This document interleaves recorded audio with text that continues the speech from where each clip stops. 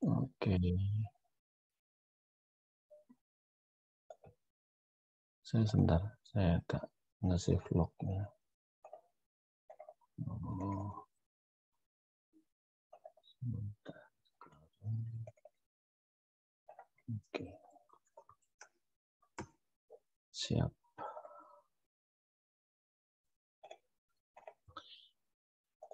Kita mulai ya, Ibu Bapak, Pak Alko, Bu Maya. Udah standby, Pak Asabdul ini udah standby. Siap Pak, sudah Pak. Oke. Bismillahirrahmanirrahim. Assalamualaikum warahmatullahi wabarakatuh. Waalaikumsalam warahmatullahi wabarakatuh. Selamat malam, Ibu Bapak. Selamat malam Pak. Hari ini kita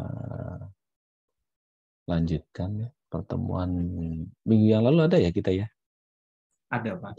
Ada ya? Oke, saya lupa ya. Minggu lalu tentang apa Pak Banyu? Tentang bahasa R, Pak. Oh, bahasa R. Bahasa R, bahas sintaks-sintaksnya. Sintaknya. Terus tipe data. Iya. Tipe data itu aja sih, ada jenis-jenisnya. Udah pernah dicoba lagi Pak Banyu? Belum, Pak. Belum dicoba lagi. Ini Pak Anjarnya belum datang ya. Takutnya karena diminta demo terus jadi ini ya belakangan ya. Tapi ada yang ditanyakan dulu, Pak Banyu ada yang ditanyakan? Sulitan di import apa namanya Pak? Package atau apa itu tuh namanya? Dataset sih. Dataset. Ya itu. Oke. Sulitnya di mana? Sulitnya di mana? Saya sambil buka R-nya kalau gitu. Ya Pak, waktu mau ngeklon ini sih, ngeklon datasetnya. Itu ada error, cuman saya baru nemu ini di Stack Overflow, mau cobain dulu sih. Oh iya, oke. Banyak memang. Banyak cara kadang begitu ya. Bisa juga separatornya, bisa juga end file-nya, end of line-nya Pak Banyu. Itu dipastikan kalau di TXT biasanya harus di-enter beneran. Jadi ketika baris terakhir itu di-enter beneran supaya menunjukkan bahwa itu adalah end of line gitu. Nah, itu kalau nggak di-enter nggak terdeteksi seakan-akan pada baris terakhir itu datanya masih jalan terus gitu. Terkadang begitu ya. Tapi kalau sudah sering berinteraksi dengan Stack Overflow nggak ada masalah, atau Google lah, di googling gitu ya. Tapi semua bukan semua, beberapa cara import dan export ada di slide itu ya, gitu ya. Dan itu biasanya sering kita gunakan. Kenapa? Karena jarang data kita itu kita tuliskan di R.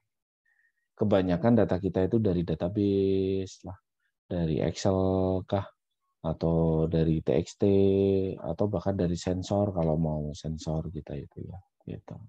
Twitter dan seterusnya. Nah, semua itu punya fungsi yang berbeda-beda, tapi kalau kita sudah familiar gitu ya, artinya kita nggak takut lah gitu. Nah, itu solusinya adalah Google ya gitu ya, Pak Eri ya. Jadi ada hal yang baru misalkan, aduh data saya di Oracle, gimana tuh ya Oracle ke R ya? Nah, maka jawabannya adalah Google. Jangan takut gitu. Tapi mekanismenya mirip, gitu Pak Banyu. Ada lagi yang ditanyakan Pak Banyu? Cukup? Cukup Pak. Ini errornya no such a file. Oh ya, nama filenya salah. Mungkin perlu tanda petik atau ini harus sama huruf besar huruf kecilnya. Ini Pak pakai Excel terbaru, terus kan saya ekspor ke CSV. Nah errornya di situ. Kalau di sini sih sarannya nge-save-nya pas CSV itu ke format yang dulu lama. gitu lah. Yang lama. Yang lama. Oh, bisa jadi ya, bisa jadi. Oke. Siap. Ya simulasi lah ya. Ada yang tanyakan? Pak Safri, ada yang tanyakan Pak Safri? Udah nyoba lagi Pak Safri? Baru install ini Pak, package Excel itu. Oh, pakai Excel ya. Tapi jadi udah nyoba-nyoba lah ya, tipe data dan seterusnya udah dicoba lagi lah ya, matrix kayak gitu ya. Data frame udah bagus. Baik, ada yang tanyakan Pak Safri? Belum sih Pak, belum ada. Ya? Oke. Berarti nggak ada masalah lah ya Pak Safri ya. Semoga begitulah ya. Satu lagi deh, mangga tuh kalau ada yang tanyakan. Open discuss. Bu Rani udah nyoba, Bu Rani? Coba-coba gitu. Ya, Pak. Udah nyoba bahasa R-nya, Bu Rani? Udah. Oh, udah ya. Yang Bapak ajarkan kemarin. Sampai list. Ada yang ditanyakan, Bu Rani? Belum, Pak. Belum ya. Siap. Kita tunggu yang ditunggu ya. Sebentar. Oh, lambat memang. Ada yang tanyakan mungkin sambil ini? Pak Surana ada yang tanyakan? Belum ada, Pak. Belum ada ya. Gampang ya Pak Surana ya? Gampang atau susah Pak R? Sejauh ini masih nyoba yang sederhana ya, berarti gampang. Oh, ya sederhana ya. Sebenarnya kan hampir sama kayak Python ya Pak. Ya, Python, betul. Sama kayak MATLAB. MATLAB juga. Jadi kalau Bapak udah sempat dapat pelatihan Python sih Pak. Oh, Python ya. Berarti cara berpikirnya sama Pak Surat. Bahkan functional programming-nya sama. Mirip gitu. Ya, inilah. Ini ada Pak Anjar nih, Pak Anjar. Yang kita tunggu sudah datang. Pak Anjar, Damang. Alhamdulillah, Pak. Alhamdulillah ya. Jadi tadi kita review Pak Anjar dan mungkin kita akan membahas minggu depan beserta tugasnya hari ini. Saya tuliskan dulu aja tugasnya supaya suka lupa saya. Sudah saya buka belum slide-nya? Oke. Jadi Ibu Bapak ada 2 tugas kan sebenarnya ya. Tugas yang pertama adalah ini ya. Dan nanti suatu saat akan kita bahas ya, tapi mohon Ibu Bapak nyiapkan gitu ya. Tugas pertama kan ya membaca, memahami, merepresentasikan penerapan machine learning untuk pendidikan ya dari jurnal internasional ya. Nah, selain jurnal saya karena jurnal saya malam ini akan kita bahas satu contoh penerapan machine learning supaya Ibu Bapak kebayang sebenarnya machine learning itu buat apa sih gitu. Jadi tidak hanya konseptual ya, abstrak gitu ya. Nah, tugas ini akan mungkin kita presentasikan minggu depan atau 2 minggu lagi gitu ya. Tetapi yang muncul tugas yang kedua supaya ada persiapan, dan tugas kedua ini adalah UTS. Tugas kedua ini UTS. Jadi ngerangkap UTS. Yang pertama adalah langkahnya ya, tugasnya itu pilih satu package R package ya, pilih satu R package di task view machine learning. Nah, kita sudah mulai ke codingnya. Pilih satu. Kemudian dari sini pilih tinjauan 1 sampai 3 metode. Saya memilih 1 sampai 3 itu karena terkadang metode itu sulit, sehingga cukup 1 ya. Tapi terkadang itu metode itu mudah dipahami, mirip-mirip, sehingga Ibu Bapak bisa berusaha sebaik mungkin, bisa memberikan 3 dari R package yang dipilih. Oke. Nah, habis itu buat resume.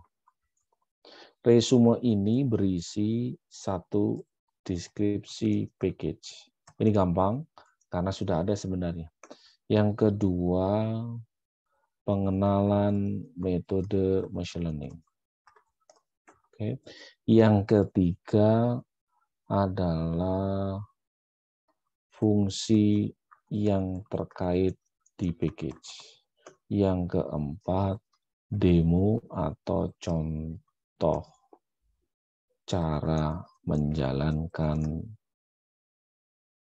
package, fungsi dalam package. Sampai di sini aja. Jadi kalau supaya nggak bentrok, ini saya kasih buletan. Terlihat Ibu Bapak? Jadi UTS kita fokus ke package.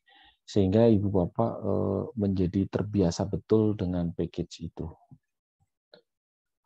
Nah, ini belum ada studi kasusnya, Pak Eri. Jadi bisa Ibu Bapak ramalkan studi kasusnya ada di mana, Pak Eri?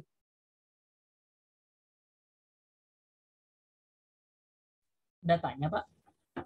Nah, ini tadi kan kalau kita lihat Pak Eri, di tugas 2 ini, kita itu akan mempelajari package DR.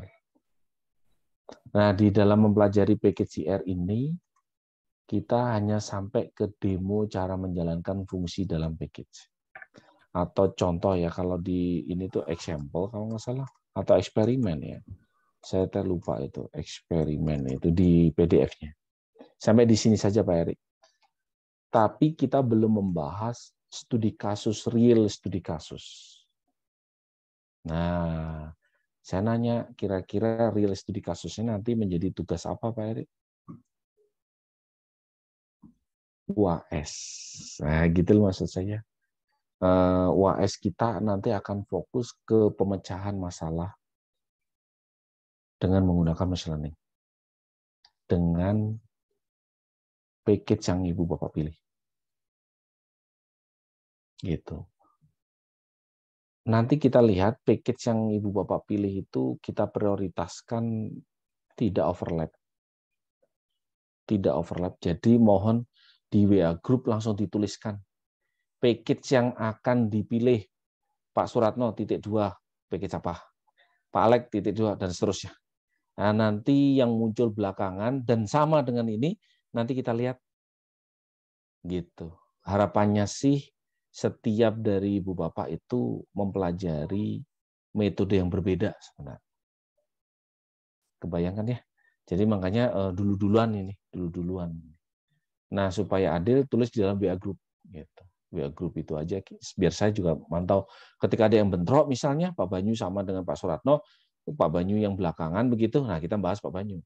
Pak Banyu ini package ini, iya Pak, ini di situ. Nah, nanti argumentasinya Pak Banyu, di situ banyak sekali metode nih. Nah, saya mengambil metode yang ini nih, beda dengan Pak Suratno misalkan. Oke, jalan. Tapi ketika semuanya sama, metodenya Pak Suratno sama, Pak Banyu sama, maka yang belakangan yang harus ngalah mencari package yang lain. Gitu. Bisa dipahami, Pak? Oke, cukup jelas ya. Jadi kita, karena kalau saya membahasnya, saya ada keterbatasan waktu kita itu teh, ya kan? Package ini kita bahas, minggu depannya lagi package ini yang kita bahas. Nah, tapi kalau langsung Ibu Bapak yang bahas secara paralel, maka kita akan dapat 15 orang, 15 metode setidaknya. Gitu. Oke, udah di capture Ibu Bapak petugasnya? Udah ya, siap. Udah, Pak. Ada yang ditanyakan? Enggak?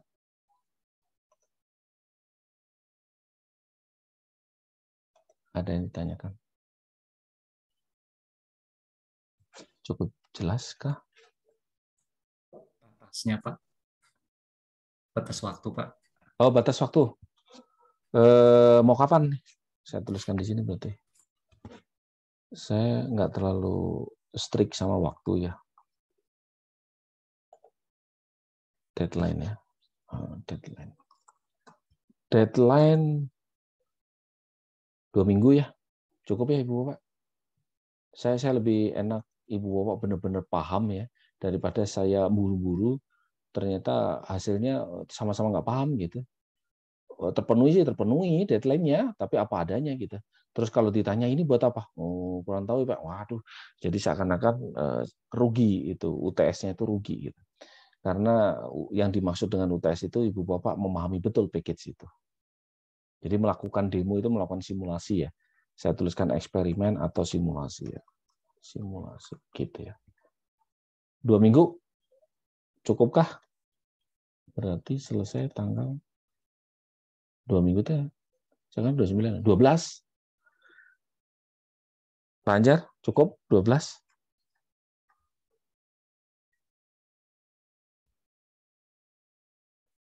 Pak Suratno, setuju?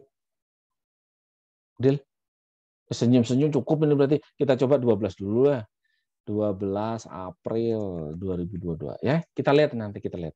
Saya sih pengennya Ibu Bapak paham ya, bukan ngertilah saya ya, gitu ya kan kita sudah 2 semester. Jadi bukan harapannya sih bukan apa ya strict disiplin. Jadi nggak jadi pokoknya selesai ini enggak. Saya pengen jadi, saya pengen Ibu Bapak paham cara menggunakannya. Nah masalah waktu oke lah, tentu saja selama dalam semester ini ya. Sama nanti kita bahas apa itu papernya ya Pak Eri ya. Saya belum sempat Pak Eri, luar biasa ya. Jadi saya dapat tugas baru dari Pak Rektor. Rencananya kita akan buka kampus Subang. Nah, kampus Subang itu 5 kali luasnya dibanding kampus Setiabudi di UPI. Jadi sekitar 161 hektar dan nanti bisa diekstend sampai 400 hektar di Subang. Nah, sekarang lagi tanahnya sudah dapat, sekarang lagi bikin desainnya. Jadi sering nginep di hotel gitu dan ya diskusi keras lah gitu Pak Eri. Jadi Pak Eri sudah mengumpulkan paper, mungkin Pak Anjar juga sebentar lagi ya, Ibu Bapak mangga tuh. Tapi nanti minggu depan mungkin kita akan bahas ya. Jangan sampai kelewat deadline-nya, deadline konferensi sayang gitu.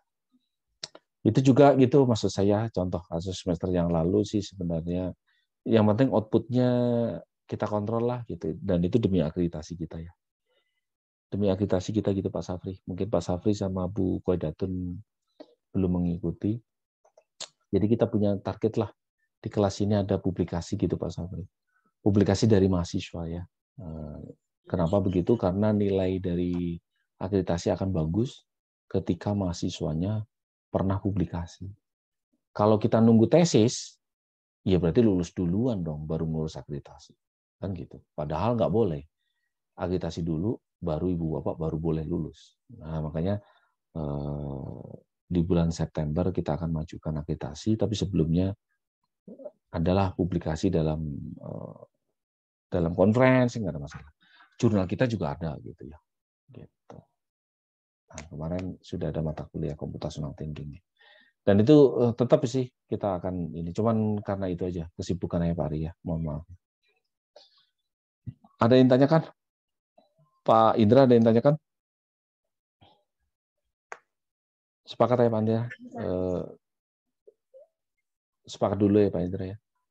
Karena tadi sudah dijamin sama Pak Suratno. Tidak ada masalah di antara kita gitu ya Pak Indra ya. Nah nanti tinggal diinfokan ya di WA Group ya. Ada yang tanyakan? Terakhir? Nggak ada? Jelas tugasnya Ibu Bapak? Jelas. Oke. Oke. Hari ini kita beralih dulu dari R supaya cooling down. Kita akan membahas satu penerapan di machine learning. Kelihatan Ibu Bapak? Kelihatan ya. Ini slide saya ada 66 halaman karena memang ada beberapa ini topik yang saya pernah sampaikan di konferensi internasional ASEC, lupa lagi saya singkatannya lah ASEC 2018 terkait dengan data science. Nah, data science itu di dalamnya ada machine learning. Jadi data science itu di dalamnya ada machine learning, tapi khusus membahas tentang evaluasi pendidikan. Jadi saya fokusnya bukan pendidikan secara umum, tetapi ke arah evaluasi pendidikan gitulah. Nah, ini nanti saya share, Ibu Bapak boleh lihat semuanya, tapi dalam malam ini ada 1-6 poin ya. Malam ini kita langsung loncat ya. Kita tahu lah ya basa-basinya ya, assessment, educational assessment. Assessment itu pengujian apa bedanya evaluasi sama assessment? Ini bahasa Inggrisnya itu kadang berbeda ya. Educational evaluation sama educational assessment. Bahasa Indonesianya kadang sama gitu ya. Tapi bahasa Inggrisnya ada kecenderungan mereka itu baku.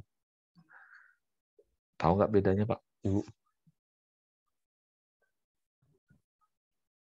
Educational evaluation itu evaluasi pendidikan, educational assessment itu pengujian pendidikan. Tapi kadang saling silang gitu. Tapi kalau di bahasa Inggrisnya dia punya definisi yang berbeda gitu. Sebenarnya, tapi kalau mau santai gitu ya, kita bukan ahli bahasa gitu, saling silang, saling ganti juga nggak apa-apa. Kadang kita pilih educational evaluation, kadang kita menggunakan educational assessment gitu ya, mungkin nggak ada masalah ya. Tapi kalau kita detail, dua definisi itu berbeda sebenarnya. Ada yang bisa ngira, Bu Arzukni?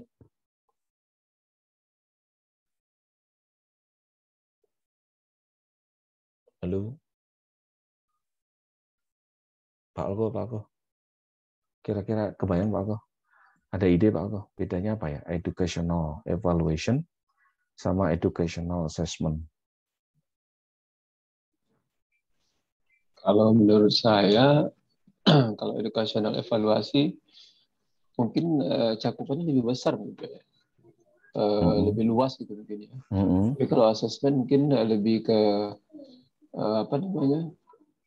menarik hasil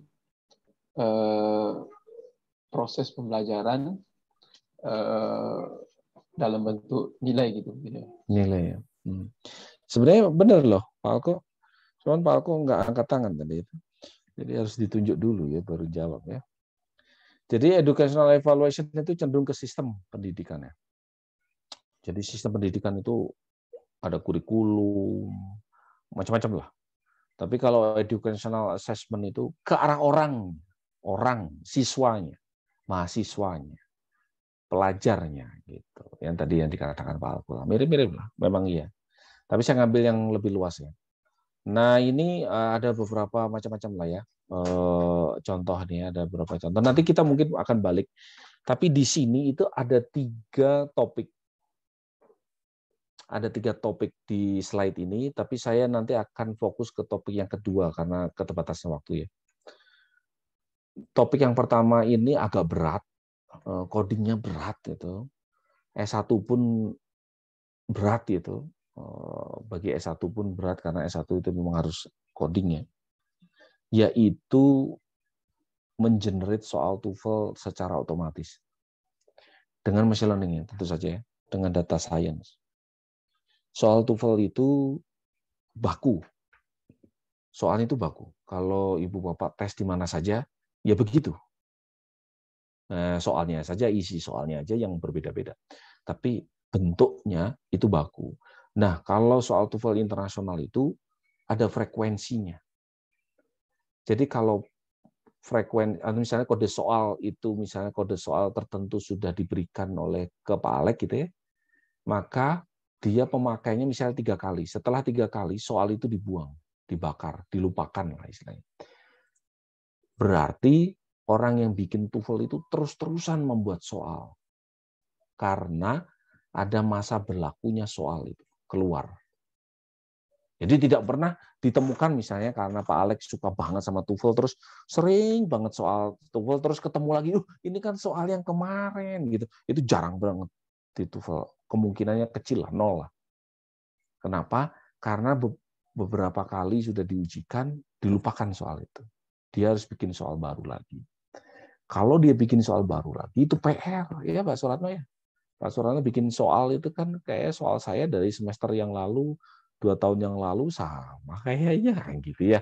Nah, TOEFL nggak boleh kayak gitu kan. Nah, sehingga butuh bantuan otomatisasi. Nah, penelitian ini dalam rangka melakukan otomatisasi, generate soal secara otomatis dengan natural language processing dan machine learning. Apa yang dilakukan oleh sistem? Yang dilakukan sistem itu misalkan Ibu Bapak punya artikel bahasa Inggris yang kita percaya artikel bahasa Inggris itu bahasa Inggrisnya bagus. Times, BBC, CNN. Nah, artikel itu kita masukkan di dalam sistem kita, output dari sistem kita adalah soal TOEFL. Sesuai dengan kategorinya. Ada filling in the blank, ada error identification, ada inference. Inference itu ada it refers to apa kan gitu kan ya. Nah, kalau filling in the blank itu bla bla bla A B C D nah, gitu. Kalau error identification itu biasanya ada underline. Pilih satu underline yang salah kan gitu ya. Yang dicari justru yang salah. Error identification. Ada reading comprehension. Reading comprehension itu macam-macam tuh. Main idea, terus apa itu namanya, vocabulary. Di reading itu ada vocabulary. Misalkan kalimat itu maksudnya apa sih? Apa kata itu maksudnya apa sih? Apa kata ini kesamaannya apa? Nah, itu vocabulary. Dan seterusnya. Itu tipe-tipe di TOEFL. Bagi ibu bapak yang sudah pernah, saya yakin ibu bapak pernah ngikutin. Nah, itu otomatis tinggal kita pilih sehingga keluar itu. Kecerdasannya ada di mana? Kecerdasannya adalah soal TOEFL yang kita buat harus memenuhi standar. Jangan terlalu cupu ya, jangan terlalu sederhana, jangan terlalu murahan, terlalu gampangan, terlalu gampang dijawab. Maka kita menggunakan machine learning dari data historis yang pernah ada. Sekali kita punya data historis, maka machine learning bisa kita gunakan. Kan gitu kan ya? Yang konsep kita waktu kuliah pertama itu. Nah, bagaimana tekniknya? Itu lain soal itu, makanya agak detail. Nah, yang kedua adalah machine learning AI-nya atau kecerdasannya itu muncul dari distraktornya. Jadi di TOEFL itu kan ada pilihan ganda A, B, C, D, gitu kan ya. Maka ada satu kunci di situ, yang lainnya adalah distraktor.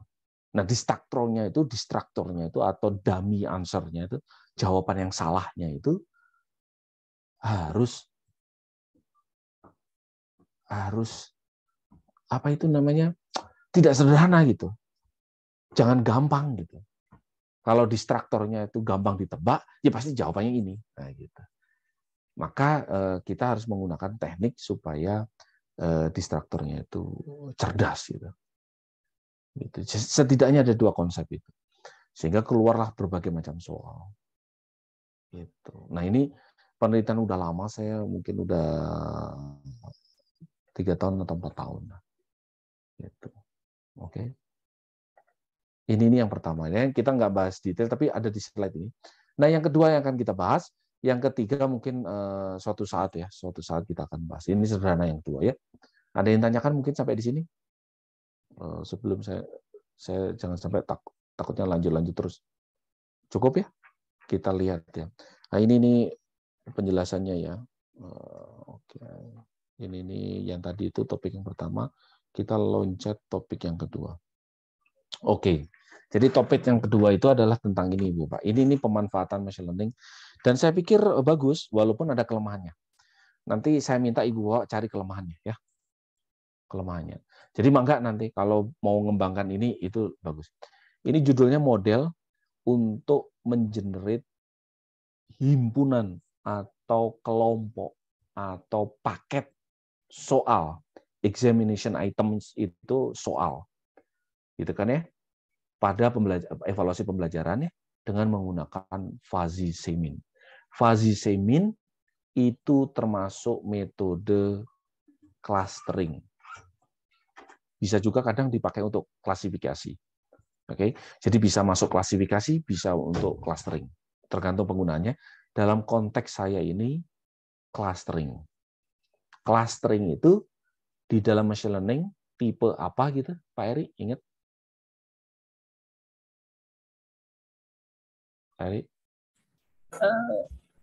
Unsupervised, Pak. Betul, unsupervised learning.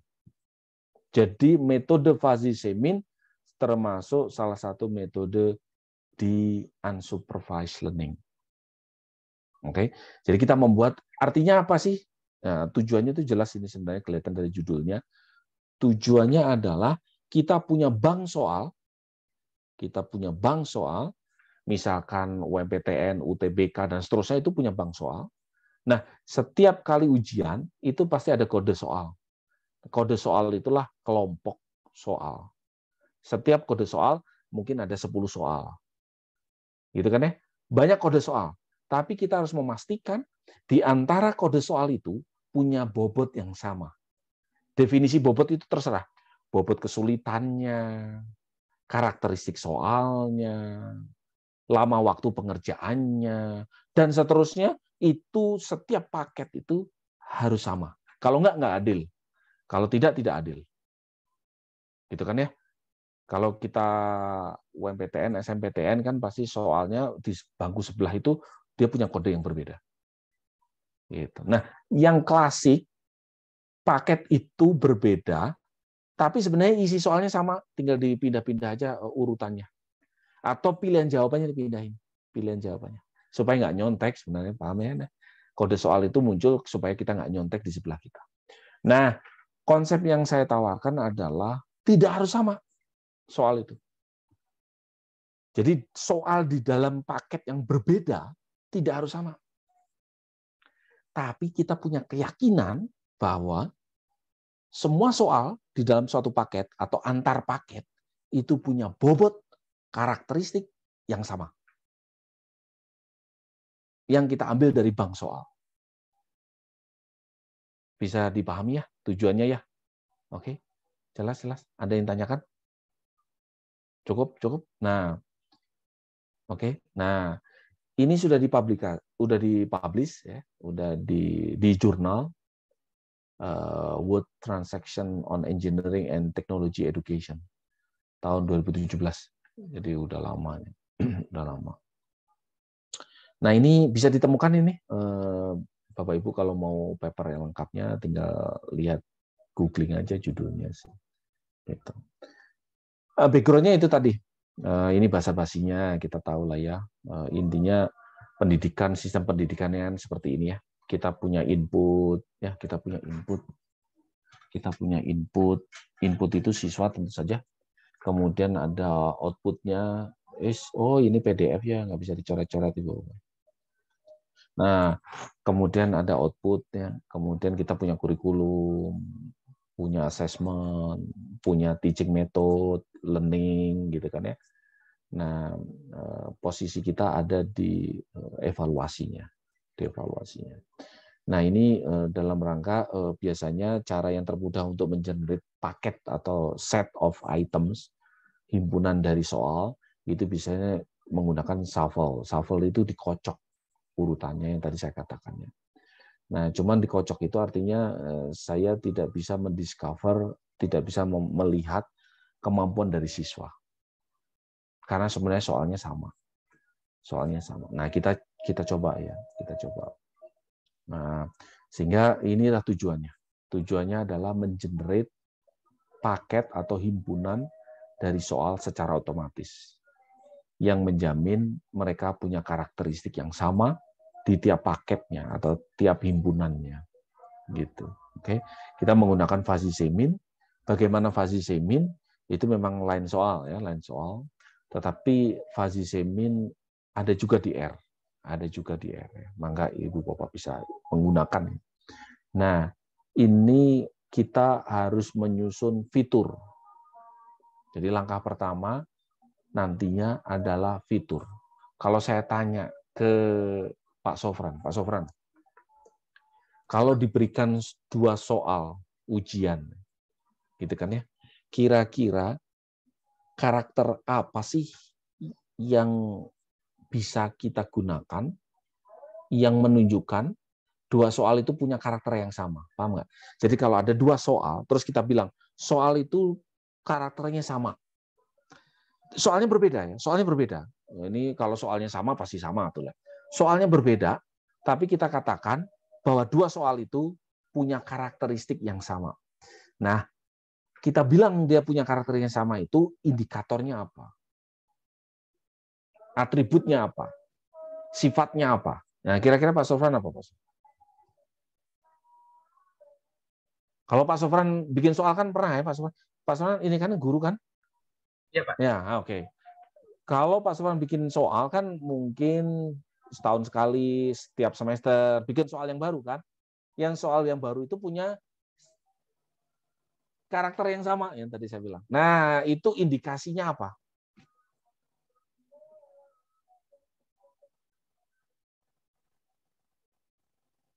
Apa, Pak?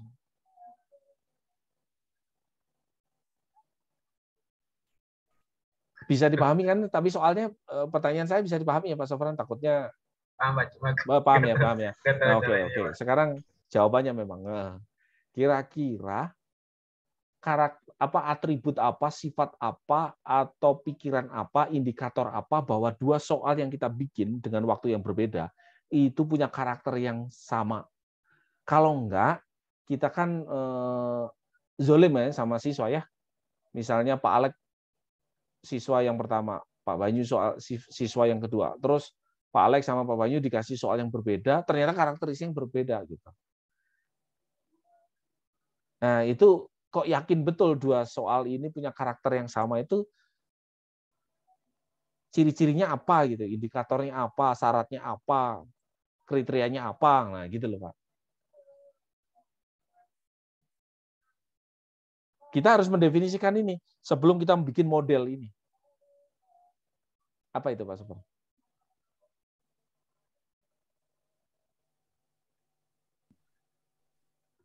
Dari soalnya ya Pak ya? Soalnya karakteristiknya sama gitu Pak? Soalnya beda, tapi soalnya beda, karakteristik yang ya kalau soalnya sama kan pasti sama tuh karakternya. Ini soalnya beda, tapi Pak Sofran yakin betul dia punya karakteristik yang sama. Pertanyaannya ciri-cirinya apa, indikasinya apa, syaratnya apa, fiturnya apa kok bisa. Kalau saya tanya 7 tambah 3 sama dengan berapa? Itu sama nggak dengan soal 12 tambah 1 sama dengan berapa? Ini soalnya beda kan? Ini gampangannya lah, soal matematika itu gampang-gampangnya.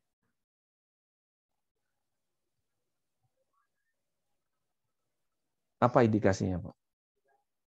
Model? Model gimana? Gimana?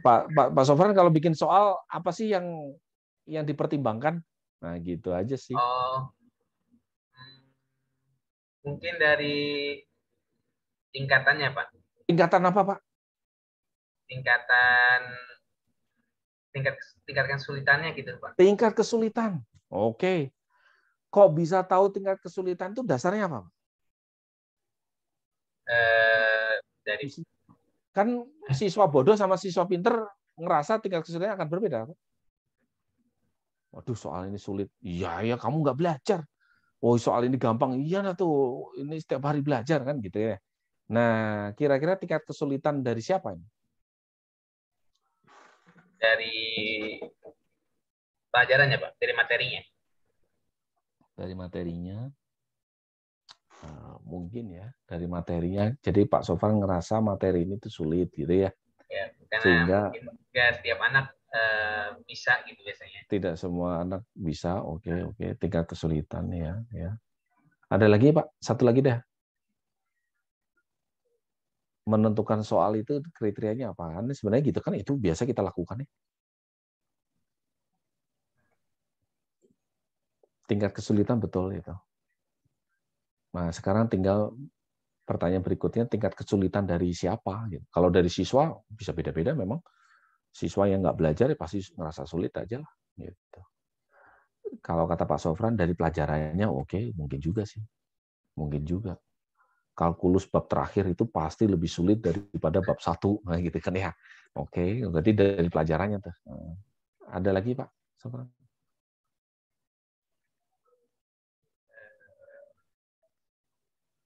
Belum terbayang, Pak. Saya tanya sekarang, saya bantu Pak Sofran.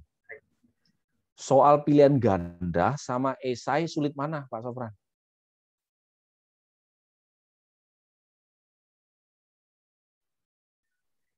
Esai, Pak. Esai. Berarti kalau sama-sama esai, kayaknya punya karakteristik yang sama, bukan? Iya, Pak. Kalau ada dua soal, yang satu pilihan ganda, yang satu esai, entah mana yang lebih sulit, ya. Tapi dua soal itu punya karakter yang berbeda. Benar nggak, Pak Sofran?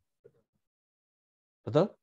Jadi dua soal itu punya karakter yang sama kalau bisa jadi dua soal itu sama-sama esai, sama-sama pilihan ganda, sama-sama ada gambarnya, sama-sama soal cerita, sama-sama ada rumusnya, sama-sama ada codingnya. Benar nggak? Mungkin ya? Setuju nggak? Ini bukan pemaksaan ini. Takutnya saya nanya gini, ini dalam rangka saya bantu aja. Ya, ngerasa betul nggak? Jadi kalau Pak Sofran bikin dua soal, soal coding gitu ya. Terus di dalam soal itu ada codingnya. Yang satu nggak ada codingnya, kayaknya dua soal itu berbeda karakternya. Benar nggak? Kalau di matematika yang satu ada rumusnya, yang satu nggak ada rumusnya. Kayak dua soal itu berbeda karakternya. Benar nggak? Setuju nggak, Ibu Bapak? Terus apa lagi tuh? Ada yang mau bantu?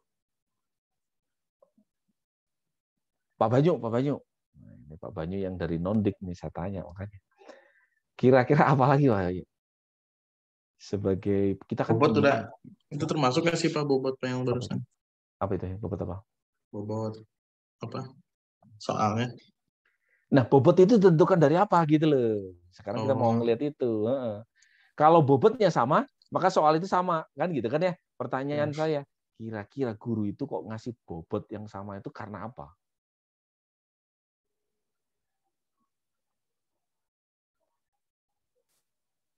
Tujuannya gitu Pak. Bobot yang sama untuk mengetahui siswa mana yang karakternya sama. Jadi dua soal, kalau diberikan Pak Banyu itu diberikan dua soal ini teh sama, ini mirip. Nah gitu ya. Oh kisinya apa? Soalnya sama dengan kisi-kisinya. Nah, kayak gitu kan. Tapi sebenarnya soalnya kan berbeda kan, isi soalnya itu. Kalimat benerannya, tapi sama dengan kisi-kisi nih. Nah, berarti kan sama mereka berdua ini. Nah, indikatornya apa? Ciri-cirinya apa?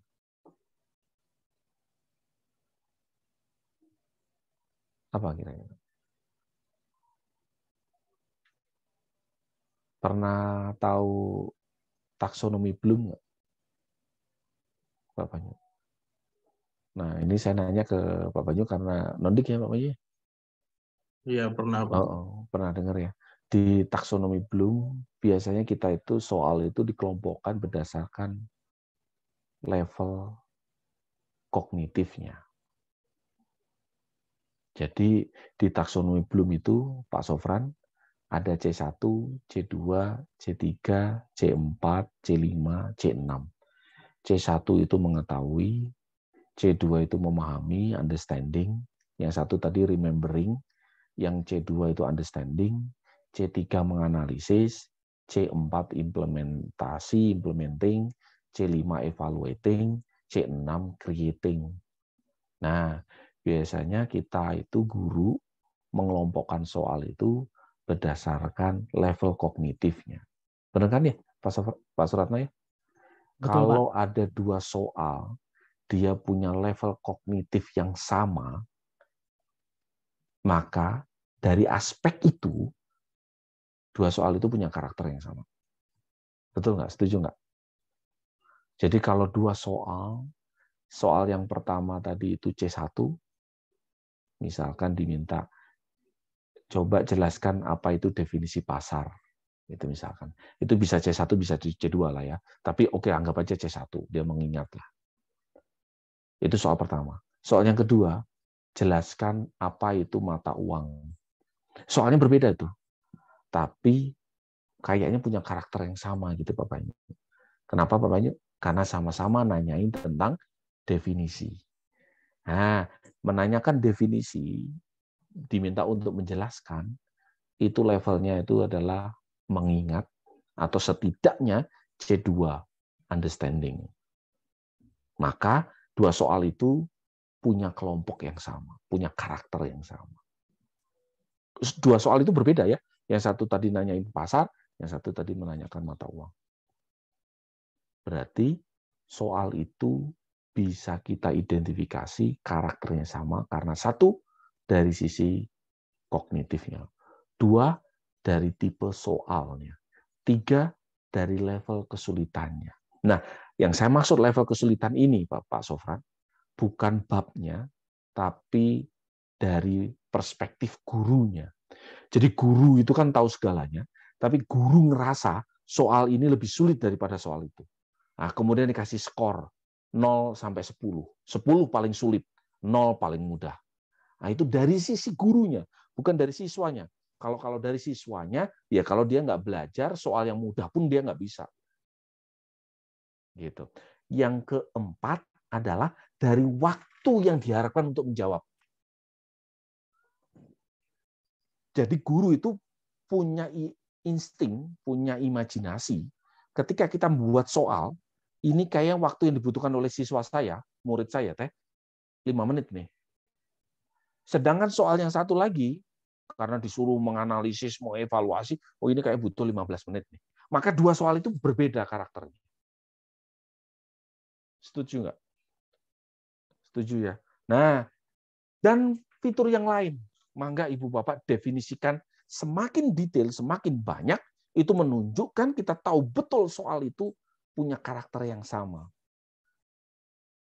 Nah, fitur ini awal kita harus tentukan. Kita yang menentukan. Saya maksudnya. Saya sebagai peneliti yang menentukan. Oke? Siap?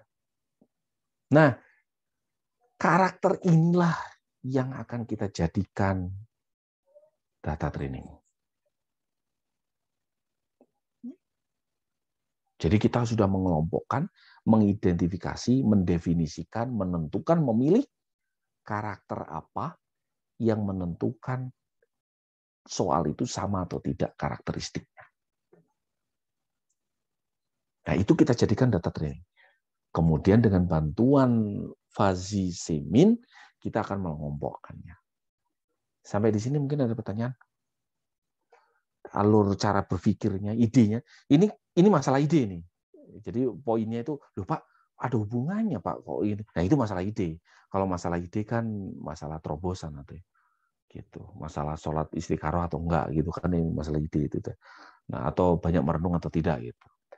Oh, terobosan yang berbeda, oh bisa jadi berbeda. Banyak cara menuju Roma memang. Jadi tapi idenya adalah itu. Jadi kita mengidentifikasi, apa itu istilahnya itu? Merepresentasikan soal itu dari fitur ini. Kalau di machine learning menjadi fitur, atribut atau variabel kalau di matematika. Gitu. Nah, ini Pak, adalah modelnya. Siap-siap. Jin, Pak.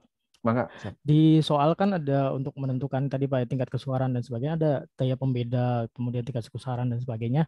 Nah, apakah Fuzzy Semin itu sampai menghitung itunya atau hanya mengelompokkan berdasarkan C1, C2 tadi, Pak?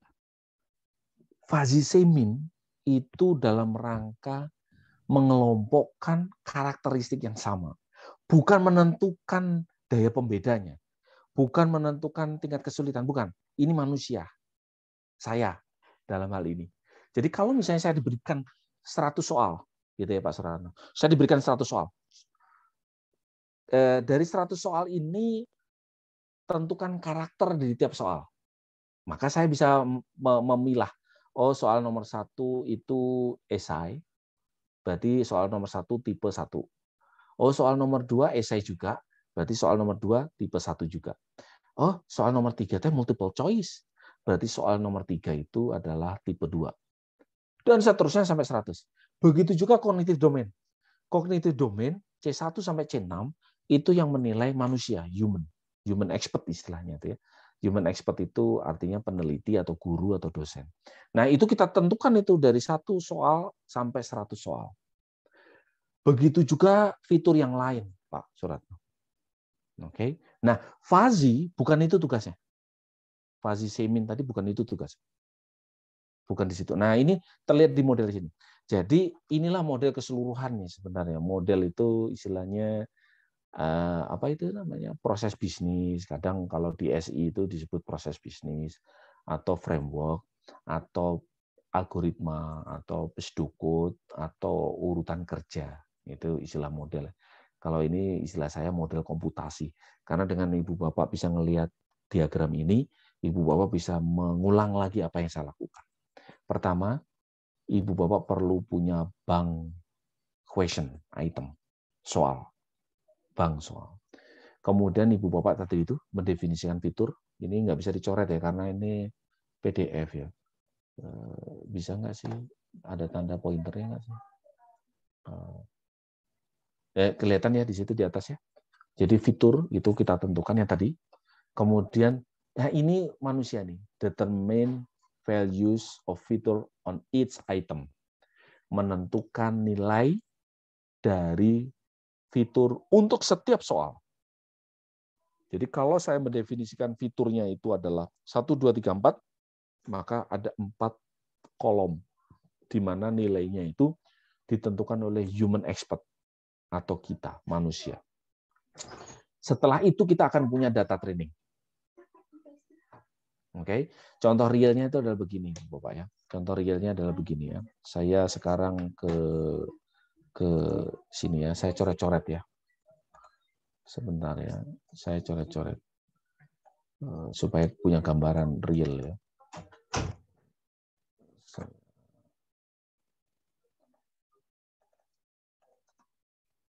Jadi tadi saya menentukan fitur. Misalkan ada 4 fitur saya. Kolom pertama indeks ID soal. Saya punya ID soal, terserah gayanya. Misalkan ID soalnya nomor 1. Fitur yang pertama itu adalah time. Waktu yang saya perkirakan siswa dapat mengerjakannya. Soal yang pertama waktu yang dibutuhkan itu satuannya second misalnya. Satuannya second. Berarti di sini misalnya 2 menitnya berapa berarti? 120. Jadi soal 1, menurut guru saya ini, itu siswa bisa mengerjakan, kalau normal, itu 2 menit, 120 detik.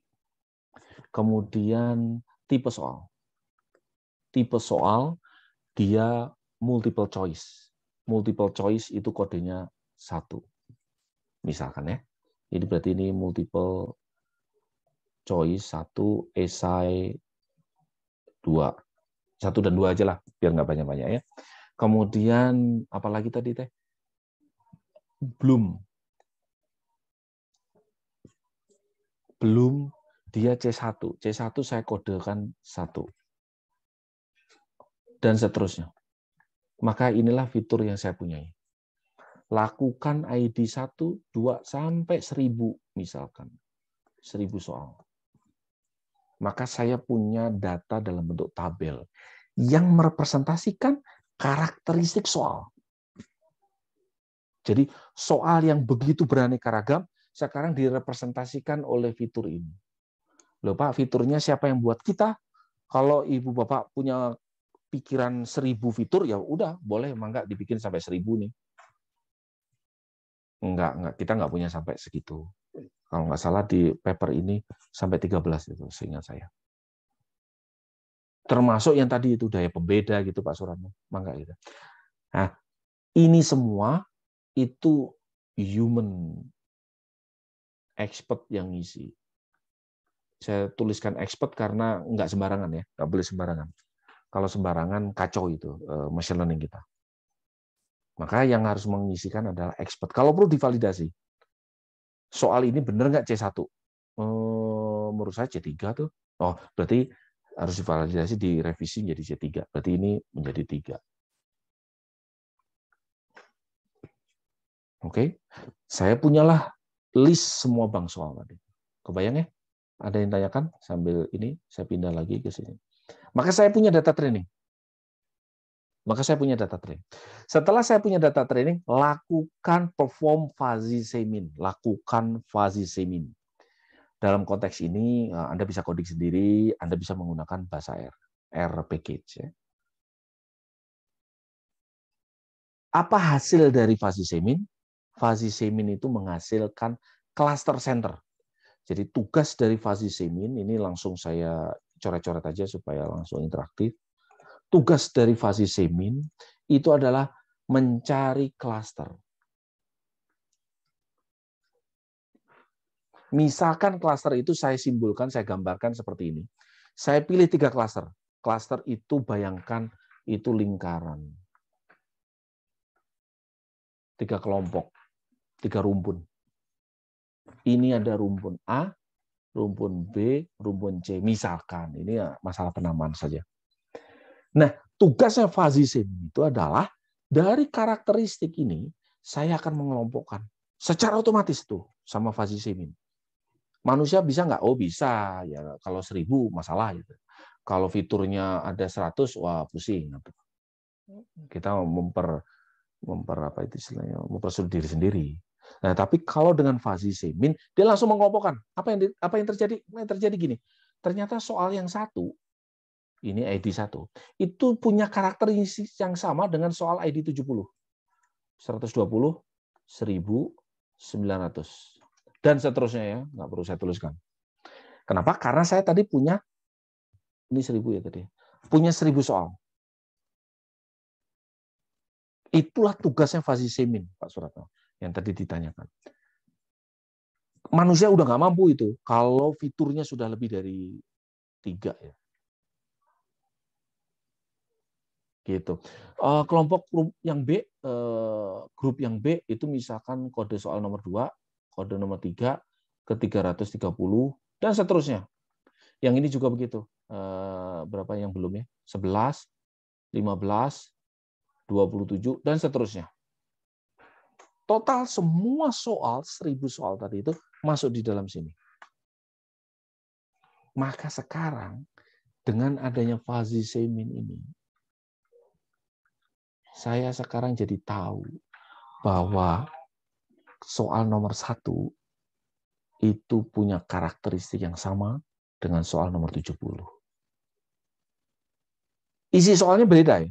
Isi soalnya bisa berbeda. Tapi dia punya karakteristik yang sama. Soal nomor 2 itu sama dengan nomor 3 dan seterusnya. Oke? Sampai di sini paham? Nah, ini machine learning yang melakukannya. Clustering, unsupervised learning. Siapa yang ngajarin membagi A, B, dan C? Nggak ada yang ngajarin. Makanya disebut un. Un itu artinya tidak. Unsupervised learning. Nah, setelah terkelompokkan di sini, maka langsung saja ya, ini saya hafal proses berikutnya. Pak Alko pengen berapa package yang mau dibikin? Misalkan saya mau bikin 3 package, Pak Alko. Pak Alko mau bikin paket A, atau paket 1 ya supaya berbeda ya. Yang tadi itu, Romawi 1, Romawi 2, Romawi 3. Atau kalau mau kasih kode misalnya 1011, 1012, 1013. Biasanya soal kan ada kode soalnya. Setiap paket soal, misalkan 10 soal. 1, 2, 3, sampai 10.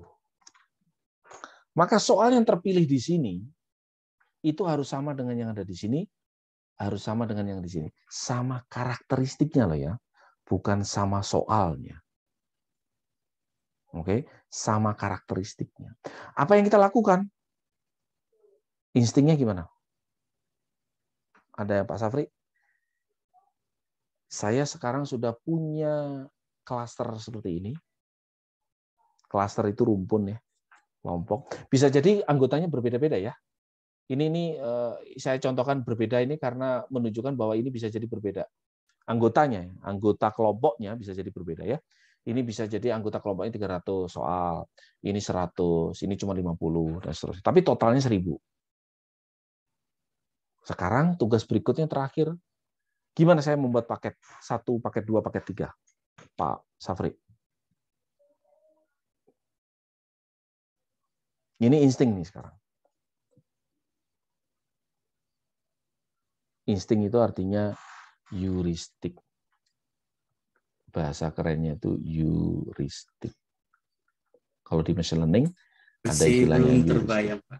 Belum terbayang ya. Heuristik itu artinya kecenderungan kita dalam memutuskan sesuatu berdasarkan petunjuk yang ada. Nah, kita menggunakan heuristik sekarang. Kalau yang ini machine learning, karena otomatis dia mengelompokkan sendiri. Nah, sekarang kita heuristik. Belum bayang Pak Safri? Intuitif.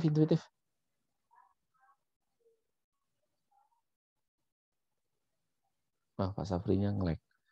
Suara saya masuk, Pak Banyu? Aman, Pak, aman. Aman. Gimana Pak Banyu?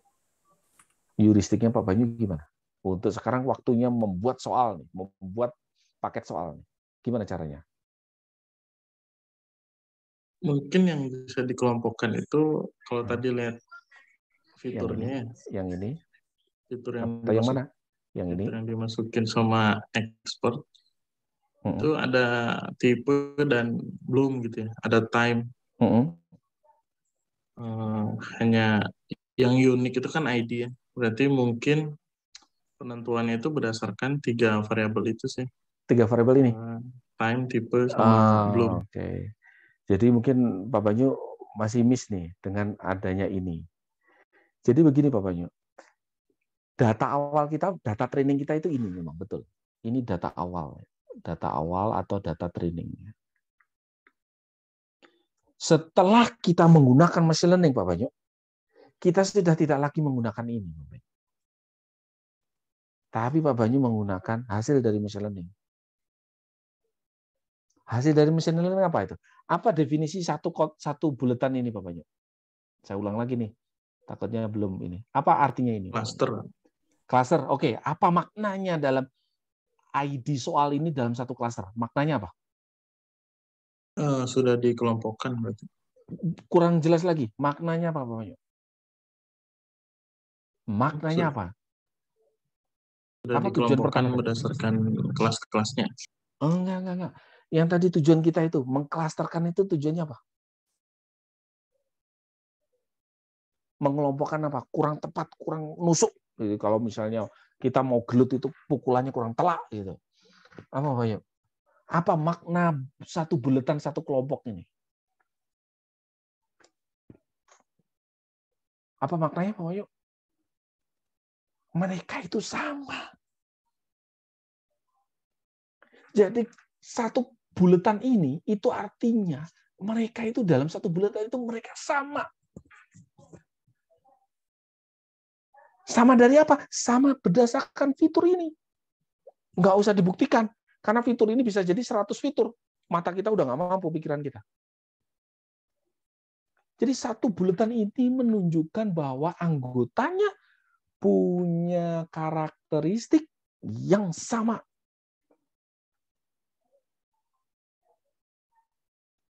Sama halnya kalau kita mau mengklasterkan laki-laki dan perempuan.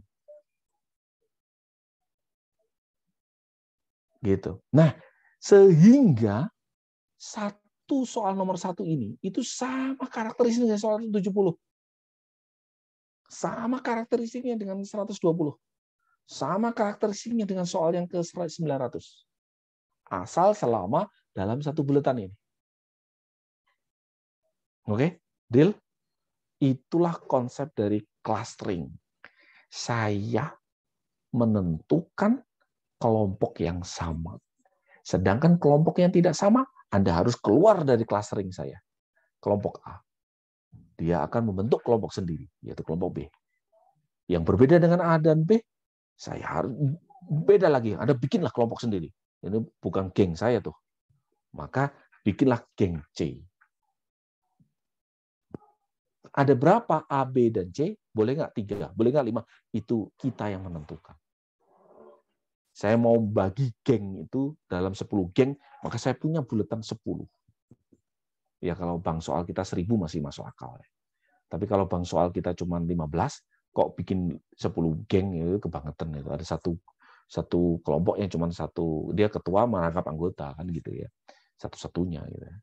Nah, tapi karena kita punya 1000 soal, masuk akal lah 3 ini. Lah, kalau ini punya karakter yang sama, maka apa yang kita lakukan ketika membuat paket soal kode 101? Tinggal dipilih dari situ. Misalkan kita tentukan jurisdik kita. Ada 3 perwakilan dari kelompok A, ada 3 perwakilan dari kelompok B, ada 3 perwakilan dari kelompok C. Kita random tuh. Soalnya kan ini banyak nih, ada titik-titik ya. Kenapa ada titik-titik? Karena nggak hanya cuma 5. Maka saya kocok tuh. Saya pilih random. Ketemu 70 di sini. Soal 70 yang terpilih. Karena tadi saya pilih 3 gitu ya. Maka soal yang ke 1000 yang kita pilih. 1000 ya, sorry. Nah, yang satu lagi itu apa? Misalkan 120 yang ada dituliskan di 120. Kemudian paket yang kedua sama lakukan yang sama, tapi karena saya random, maka kecil kemungkinan akan terpilih lagi 1000, 70 dan 120. Kalaupun terpilih juga nggak ada masalah, kecil kemungkinan kok. Maka Katakanlah yang terpilih adalah 900 di sini. Mana lagi tuh dari kelompok ini? 1. Ada 1 yang terpilih sama, 70. Lakukan hal yang sama untuk paket yang ketiga. Supaya banyak ya.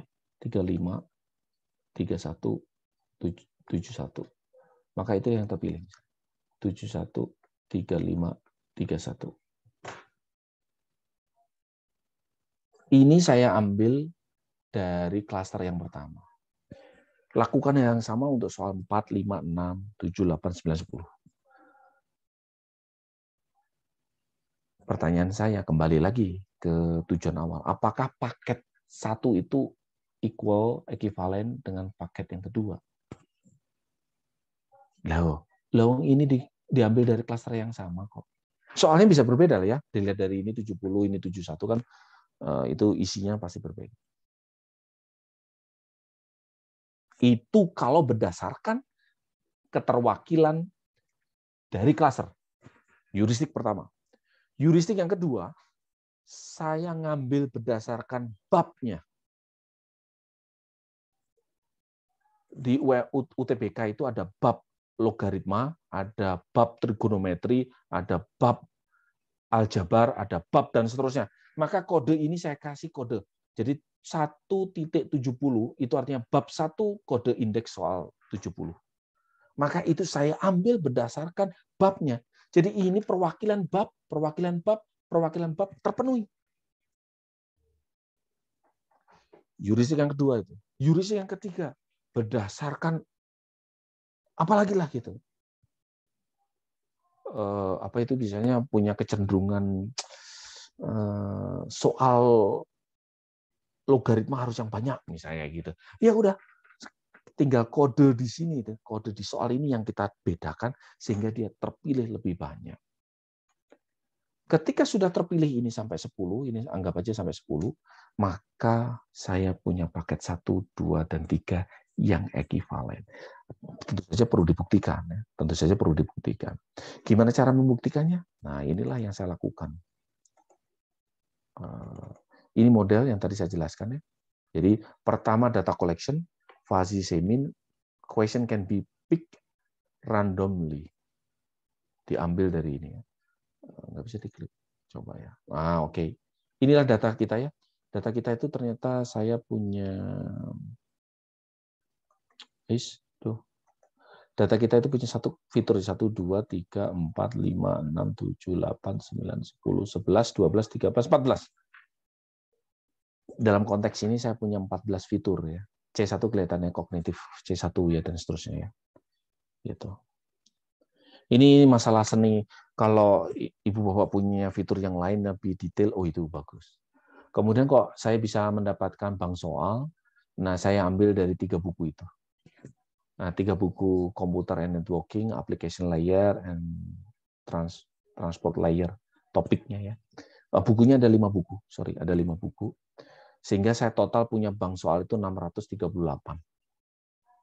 Nah, saya validasi itu dengan 3 ahli, bukan saya yang ngisi nilainya.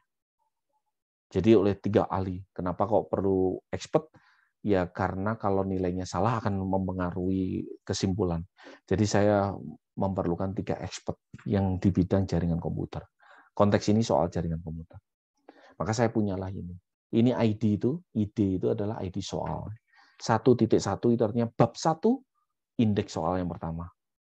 Jadi kalau ID-nya 7.1 berarti bab yang ke-7 indeks yang pertama, urutan pertama. Saya punya 638 pertanyaan. Nah, setelah itu saya akan punya. Kemudian yang tadi itu fuzzy, saya punya cluster, kemudian saya pilih. Maka katakanlah saya punya 10 soal ya. Maka inilah ID-nya. Jadi ini bukan angka ya, tapi ID ini, kode-kode. Jadi kalau 3159, 3.159 itu artinya bab 3 urutan soal ke 159. 2.188 itu bab yang kedua, indeks soalnya 188 dan seterusnya. Maka Ibu Bapak bisa lihat itu, saya punya 3 paket, ada yang sama nggak? Soalnya, ID-nya. Ada kemungkinan ada yang sama, ada kemungkinan tidak sama. Itu heuristik yang bisa kita mainkan. Jangan sampai soal yang muncul itu soal dalam satu bab satu. Benar nggak? Jadi masa soal UAS bab 1 semua, gitu kan? Enggak, makanya keterwakilan harus ada. Kelihatan keterwakilannya ya, kode dari depan itu ada bab 3, ada bab 2, ada bab 1. Semua paket soal itu ada bab 1, bab 2, bab 3 semuanya. Dari mana itu? Dari coding kita, dari heuristik yang kita mainkan. Kalau ternyata dominan bab 3, maka itu enggak jadi saya ambil lagi random. Sampai akan mendapatkan keterwakilan per babnya. Oke. Nah, saya katakanlah ini saya dapat ini. Saya dapat kode ID soal ini. Soalnya apapun ya, saya nggak peduli soalnya. Karena apa? Karena sudah diwakilkan oleh atribut 14 atribut tadi. Jadi saya sudah nggak perlu lagi nonton baca soalnya. Tapi guru terakhir, ya, tahap terakhir dilihat juga boleh. Nah, setelah itu saya cek, saya validasi paket soal itu dengan menggunakan ANOVA. ANOVA itu saya punya hipotesis, there is a difference, ada perbedaan di antara paket 1, 2, dan 3. Sedangkan H0 saya tidak ada perbedaan di antara paket 1, 2, dan 3. Saya uji dengan statistik. Yang tadi Fuzzy Semin itu dengan pendekatan machine learning. Ibu Bapak nyadar nggak? Bahwa saya sebenarnya melakukan kombinasi dua itu. Model saya menggunakan machine learning, tapi saya validasi dengan statistik. Oke, supaya apa? Saling cross check gitu istilahnya. Ini dua zona yang berbeda kan? Statistik sama machine learning itu dua bidang yang berbeda. Nah, saya combine sehingga saya dapatlah hasilnya dengan menggunakan ANOVA. Dapat dilihat H0-nya diterima. Kalau H0-nya diterima, maka there is no difference. Tidak ada perbedaan antara paket 1, 2, dan 3. Itu artinya mereka sama. Paket 1, paket 2, paket 3, itu soal-soalnya punya karakter yang sama. Sehingga kesimpulannya begitu. Kebayang nggak Ibu Bapak pemanfaatan machine learning yang saya lakukan? Nah ini bisa dikembangkan tentu saja. Ada kelemahannya. Kelemahannya apa, Pak Anjar? Kira-kira kelemahannya apa, Pak Anjar?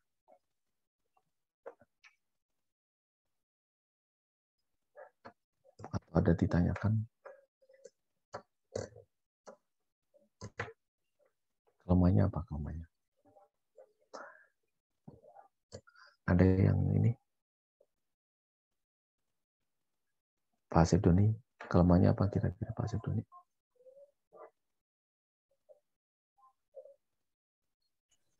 Masih mencari nih Pak. Masih mencari ya. Kalau kita tahu kelemahannya, maka kita mungkin bisa ide untuk nambalnya kan gitu kan ya. Suka gitu kan ya. Wah, ini jurnal ini ada kelemahan nih. Wah, itu teh artinya peluang untuk tesis. Bisa perbaiki nih. Gitu. Nah, memang kita perlu ini apa itu critical thinking ya, questioning, mempertanyakan. Nah, kira-kira apa? Dan itu memang saya rasakan ada kelemahannya. Sekarang belum saya kembangkan lagi ya. Sebenarnya bisa itu dikembangkan lagi. Bisa dikembangkan lagi. Kelemahan yang pertama, soal yang saya bahas adalah soal tes. Apa itu? Tertulis. Written test atau soal yang tertulis. Mungkin belum soal yang psikomotorik. Ya. Misalnya LKPD, praktikum, itu akan berbeda. Sikap apalagi itu, afektif. Nggak kelihatan tuh. Itu yang pertama. Yang kedua, masih melibatkan expert. Saya pengennya otomatis ya. Saya pengennya otomatis, misalkan gitu. Masuk soal, sistem langsung bisa mendeteksi. Soal yang Anda masukkan itu multiple choice, kognitifnya ini, canggih banget itu. Canggih banget itu. Fiturnya masih sedikit juga. 14 fitur itu masih belum representatif menggali betul karakter dari soal. Padahal soal itu bisa jadi C1 sama-sama C1. Tapi beda ya soalnya. Gitu. Nah, tadi itu ada juga karakter apakah soal itu ada gambarnya atau enggak. Soal kalau ada gambarnya itu mesti lebih sulit daripada soal yang cuma teks ya. Kalau kita ngerjain ya, kita pengalaman ngerjain soal kan, aduh ada gambarnya. Apalagi ada codingnya, wah udah deh, skater itu siswa itu. Aduh disuruh apa ini, ada coding soal. Soalnya aja ada codingnya, jawabannya apalagi kan gitu kan ya. Soalnya aja ada codingnya. Nah, kita perlu merenung lebih dalam lagi. Karakter soal itu sebenarnya apa sih? Jumlah barisnya mungkin. Ya kalau soal cerita itu pasti gitu. Dan seterusnya. Saya lepaskan bidangnya. Ya benar Pak Alek. Karakter tadi itu tidak terikat sama bidang mata pelajarannya. Mestinya berbeda toh? Mestinya berbeda toh. Kalkulus nggak ada kalimat-kalimat. Wah, udah angka doang kan gitu. Dan kata kuncinya berbeda kan, Pak Alek? Kalau kita bicara matematika, Ibu Bapak ingatlah pasti ya. Buktikan, wah udah berat itu. Kalau udah buktikan itu udah berat. Ya wajar ya. Kalau kita ingat kalkulus itu disuruh buktiin, aduh. Kalau ini analisis ya, analisis aljabar kayak gitu. Buktikan pernyataan ini benar, wah udah berat. Itu padahal cuma satu kata kunci itu. Tapi ada kata kunci yang lebih ringan, kan gitu kan ya. Itu mestinya menjadi pembeda. Maksudnya atribut yang berbeda. Karena kan kita pengen memilah soal tadi itu sehingga soal yang sama, yang berteman, ya yang segeng. Kalau funky gitu ya satu funky. Kalau rambutnya panjang ya grup gengnya rambutnya panjang. Kalau gengnya masjid ya orang-orang masjid itu satu geng. Jangan sampai kesisipan soal yang berbeda. Kan ini berbahaya itu. Kalau ada metode saya ya, data ini, klaster ini, itu ditentukan betul sama value yang saya buat tadi, data training saya buat. Kalau data training saya itu nggak representatif betul, maka ada susupan di sini tuh. Misalkan kode 55. Kode 55 itu sebenarnya bingung dia tuh. Bisa di B juga bisa, di C juga bisa, terus saya taruh di A. Kan gawat ya. Gitu. Jadi kita benar-benar harus menggali karakteristik soal itu dari mana. Gitu. Nah, itu antara lainnya, kelemahan antara lain. Metode Fuzzy Semi-nya sudah bagus sebenarnya. Dia itu sudah bagus. Saya pikir sudah bagus. Itu poin kita tidak membicarakan machine learning. Yang kita bicarakan adalah evaluasi pembelajarannya. Gitu, dievaluasi pembelajarannya. Gitu mungkin ada yang ditanyakan, enggak ada yang mau sharing? Izin bertanya, Pak. Enggak, Pak Iri ya. Mau tanya kalau di tadi waktu tahap clustering, jumlah klasternya kita tentukan atau tergantung kedekatan karakternya, Pak? Karena kan tadi bisa jadi kayak yang soal 55 gitu. Kalau misalnya kita tentukan klasternya di awal, jumlah klaster 3 ternyata kedekatan karakternya ada 4 misalnya, itu kan sisanya nanti ke baur gitu atau gimana, Pak? Betul, betul. Fuzzy Semi itu metode yang harus menentukan jumlah klasternya.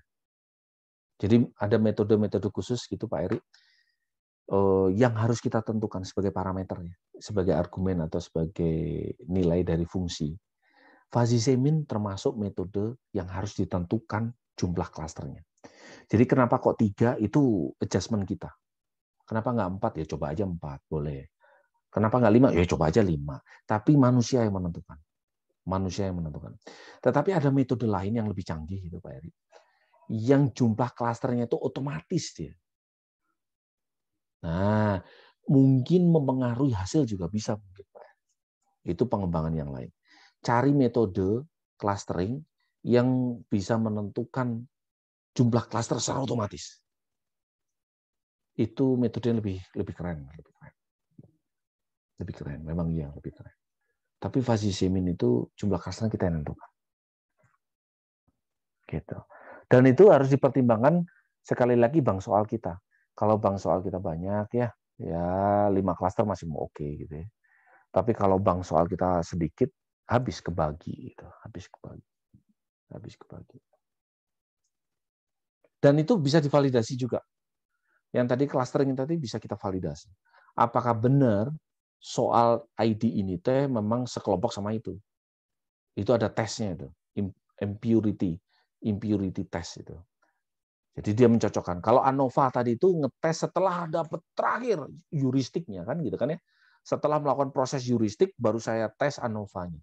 Ini kalau Ibu Bapak nggak percaya sama fuzzy semin, apakah benar dia mengelompokkan teman sama teman, lawan sama lawan gitu kan ya. Maka itu ada validasinya juga di machine learning. Banyak itu. Metode yang lain ya untuk ngetes apakah dia telah mengelompokkan dengan sempurna. Nah, kalau nggak sempurna apa yang dilakukan? Mengganti jumlah klaster, menambah iterasi, gitu ya. Kan karena kalau nambah iterasi itu bisa berbeda lagi, gitu. Tapi fuzzy semin itu jumlah klasternya fix ya, oleh kita ya. Misalkan tadi saya contohkan 3 ya. Di paper ini kalau nggak salah 3 juga kalau nggak salah, 3 juga kalau nggak salah. Saya lebih suka ganjil aja. Nah, 3, 5 gitu. Gitu. Oke, bagus. Ada yang lagi mungkin yang tanyakan?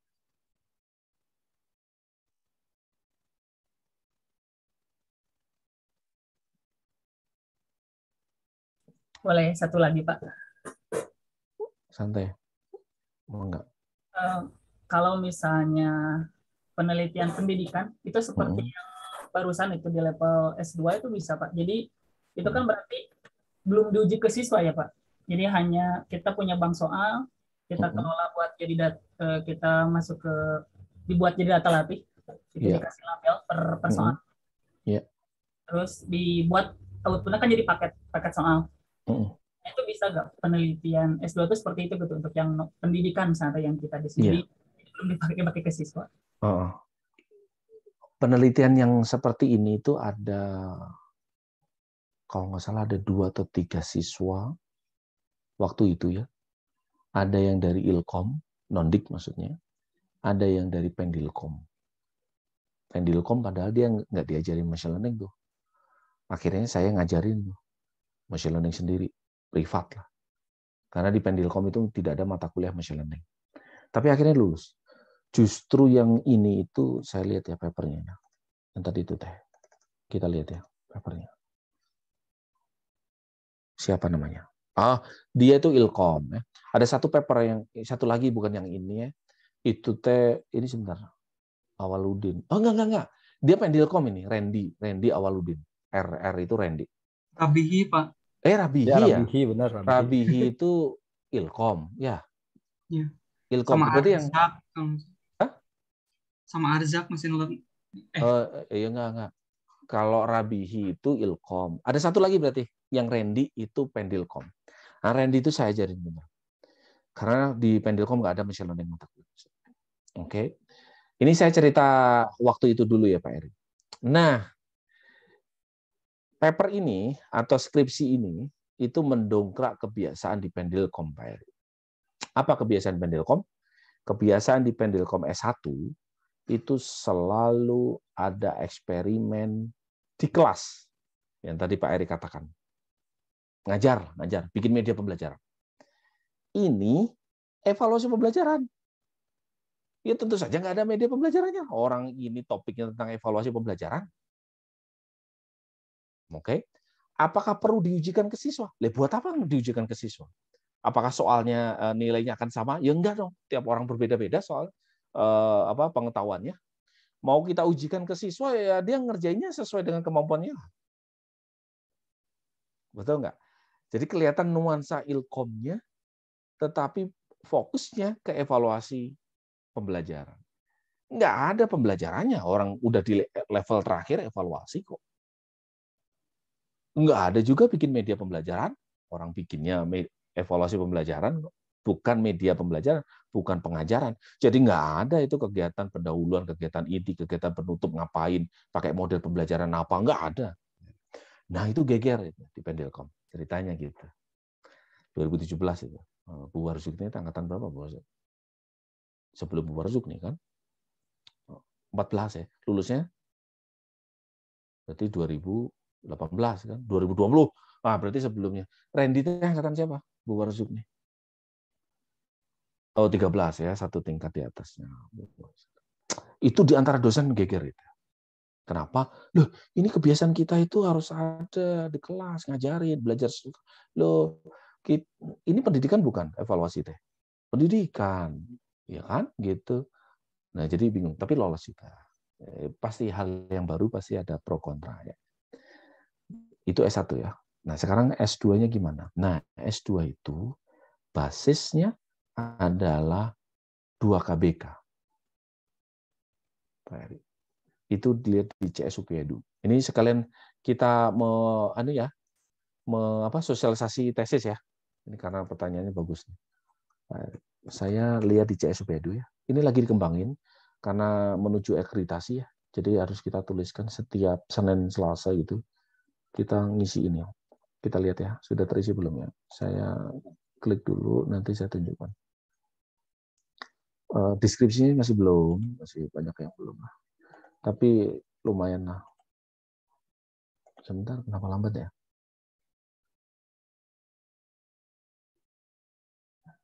Kita lihat. Oke, siap. Bahasa Indonesia aja dulu. Oke, kelompok research. Belum terupdate ternyata ya. Sebentar, penelitian. Oke, ini dia. Ini lagi masih dikembangkan ya. Saya tunjukkan aja. Tapi nanti seiring dengan waktu akan bertambah nih. Dan ini sudah pernah kita sosialisasikan di awal ya. Di awal waktu Ibu Bapak ini. Kelompok research program studi S2 pendidikan ilmu komputer itu ada 2 ya. Bu Koidatun dan Pak Safri ya. Mungkin baru dengar ya. Yang pertama itu topiknya adalah sistem pembelajaran berbasis teknologi. Yang kedua kajian kebijakan dan manajemen pendidikan. Nah, skopnya itu ada macam-macam, tapi tidak terbatas oleh itu. Tapi kalau kita lihat, ini ada evaluasi pembelajaran berbasis teknologi. Jadi topik yang tadi saya presentasikan itu match betul dengan skop ini. Ditambah lagi di atasnya itu adalah AI, Machine Learning, dan IoT for Education. Jadi klop dengan 2 skop ini, Pak Erik. Artinya nggak ada masalah. Itu berarti kalau ngambil topik yang tadi itu berarti masuk nomor 1 ya. Itu ketuanya Pak Rasim. Anggotanya belum ya, belum kita bicarakan. Roadmap-nya juga belum, nanti mungkin akan kita buat ya. Publikasinya pasti itu salah satunya. Nah, yang kedua itu Prof Munir, itu arahnya ke kajian kebijakan dan manajemen pendidikan. Kita nggak memaksakan ibu bapak harus bekerja dengan teknologi. Teknologi itu kecenderungannya coding, kan ya. Gampangannya gitulah. Ini bahasa kerennya itu teknologi. Tapi kalau ilkom teh coding. Misalnya education game itu kan coding, atau bikin game itu pasti coding. Multimedia ya mungkin semirip-mirip dengan coding lah. Gitu kan. Augmented reality, virtual learning dan seterusnya. Ya, itulah yang disebut game lah. Multimedia game itu kayak gitu. Multimedia coding itu kayak gitulah. Nah, yang kajian yang kedua ini cenderung ke arah kebijakan. Mungkin minor codingnya.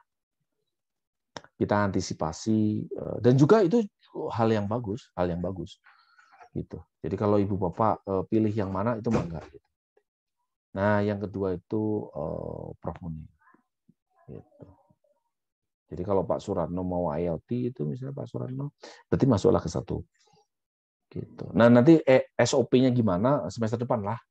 Kita masih alhamdulillah punya waktu 1 semester ya. SOP-nya gimana, proposal gimana, cara mau, nah itu semester depan, insya Allah. Gitu ya. Kejawab nggak Pak Eri? Ini supaya saya yakin pikiran Pak Eri kan teringat dengan S1 kan gitu kan ya. Nah di S1 memang ada dinamika seperti itu. Saya ceritakan dan banyak dinamikanya. Nggak hanya itu. Dan kebanyakan memang beberapa kasus itu saya itu. Yang kedua dinamikanya itu adalah unplug computer science. Computational thinking kan pakai unplug ya Bu Warzuk nih. Ya, mungkin yang alumni Ilkom, Pendilkom paham itu. Satu topik penelitian saya itu adalah unplug computer science. Mengajar komputer tanpa komputer. Kan yang sudah kita bahas di computational thinking kan. Apa dilemanya? Dilemanya adalah tujuan skripsi waktu itu, Bu Warzuk nih, harus bikin produk setidaknya multimedia. Kalau tidak game.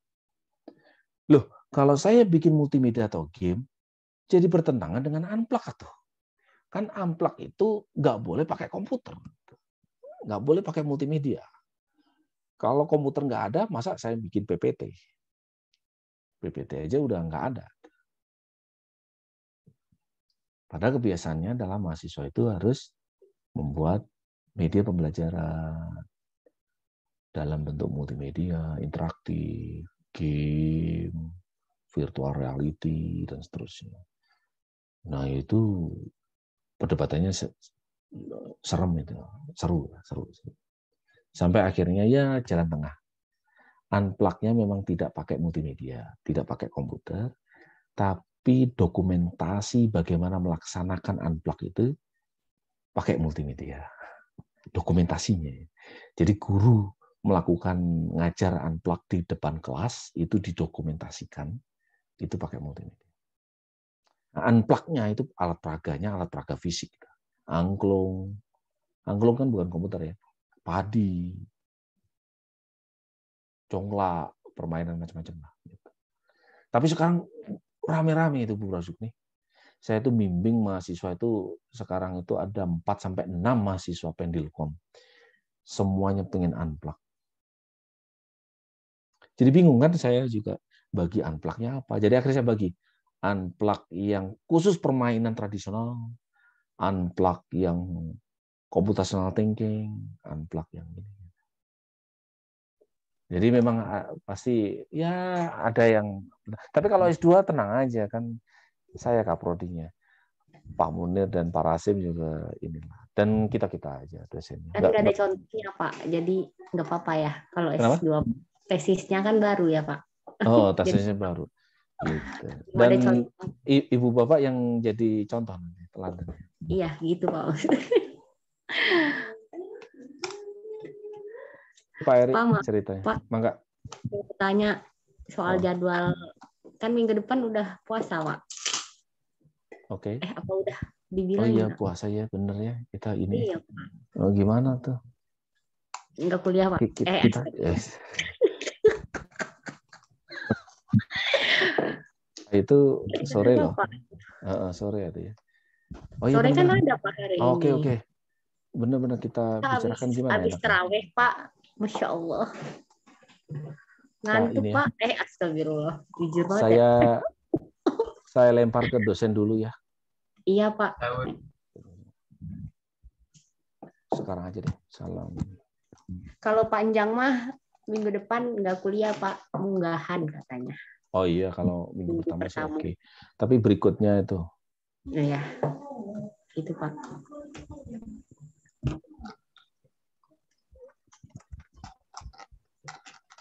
Padahal kuliahnya sore Pak. Bukan malam. Tapi nggak kuliah.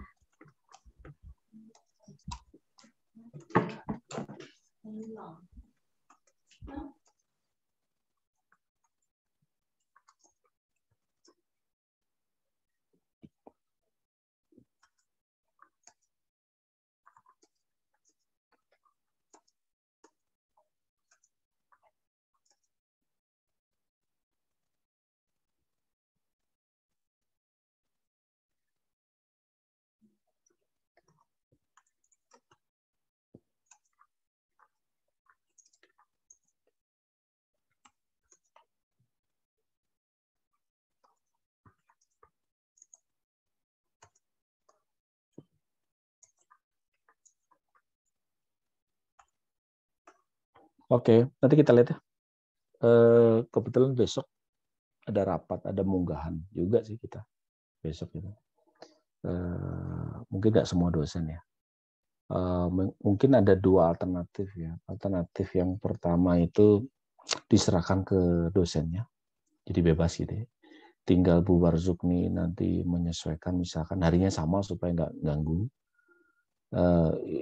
Itu opsinya, karena bisa jadi kalau kita yang menentukan konflik dengan jadwal S1-nya. Jadi misalkan kalau saya jadwalkan dari saya, itu bisa jadi bentrok dengan jadwal ngajar S1-nya. Tetapi kalau Bu Warzukni langsung ngobrol tiap ini, kayak misalnya saya ya sekarang nih, hari Selasa nih ya, ngobrol dengan saya. Oke, kita cari yang ini, misalkan maju 4 jam. Gampangnya gitu ya. Maju 4 jam. Jadi sekarang kalau jam 6:30 dikurangi 4 jam, berarti kan jam 2:30 kita kuliah. Misalkan gitu ya. Jadi maju 4 jam. Shoot gitu. Dengan hari yang sama misalkan. Kalau Bu Warzukni, saya yakin tidak ada yang bentrok.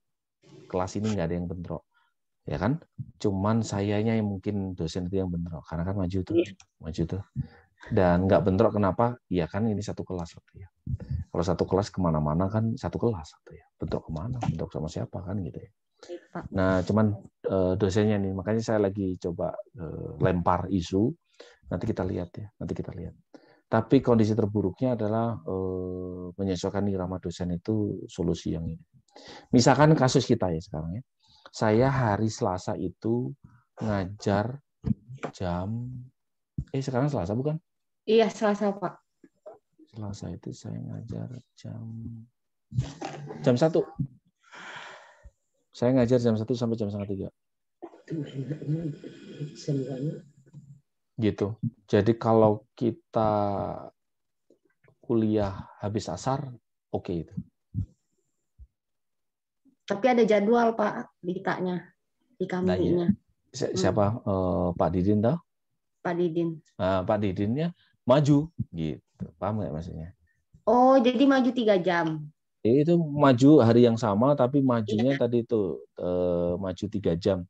Maju 3 jam atau 4 jam gitu mekanismenya. Atau kita maju sekalian tuh. Tadi kan saya ngajarnya jam 3:30 kan ya? Kenapa? Iya, jadi kuliahnya habis subuh aja gitu Pak majunya. Loh, nah ya majunya saya pikir kan kerjanya kan jam berapa nih? Ya jam 7 lah. Oh, jam 7 kirain jam habis 7. subuh, Pak. Enggak. Jadi kan misalnya kita ada kuliah itu kan jam 3:30 kalian ya. Saya ngajar jam 1 tuh. Berarti yang kosongnya ya sebelum jam 1. Berarti saya kosong. Dari saya yang kosong. Nah, tinggal dari ibu bapak mana yang kosong. Mau jam 7 boleh. Oke. Non Bu Rosini udah ngingetin. 1 bulan ini mungkin akan berbeda. Kalau kata saya sih 2 pendekatan itu ya. 1 pendekatan saya coba nanya. Pendekatan yang kedua adalah Bu Rosini nanya satu-satu, kan ini masih dalam ini. Saya pikir memungkinkan. Mungkin kan ada solusi maksud saya. Oh, ternyata dosennya pengen fokus ke Ramadan gitu, asinkronus gitu, ya itu mangga adalah Bu Warzukni yang ini. Kalau kata saya sih justru semangat untuk kuliahnya ya. Siapa? Oke. Siap, non Bu Warzukni. Bagus. Ada lagi yang lain?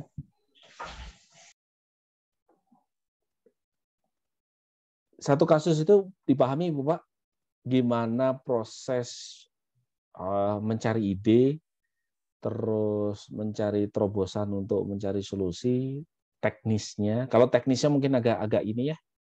Fuzzy Semin itu apa ya? Fuzzy Semin itu kayak gimana caranya ya? Nah, itu tugas yang kedua itu. Minimal setidaknya cara menggunakannya. Kalau algoritmanya ada ya.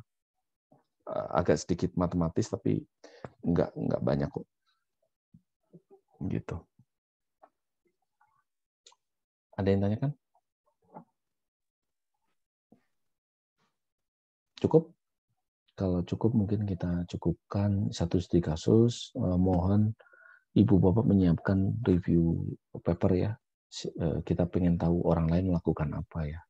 Saya juga perlu belajar lah. Nah, gitu istilahnya. Kita Pak Alko belajar. kayaknya mau tanya, Pak, tapi nggak tahu nih. Mana? Saya nggak. Mana Pak Alko? Belum ada Oh, Pak Alko. Sok. Suaranya nggak kedengeran. Uh-uh. Mengenai ini, Pak. Jadi semester depan itu kita sudah ini ya, masih dalam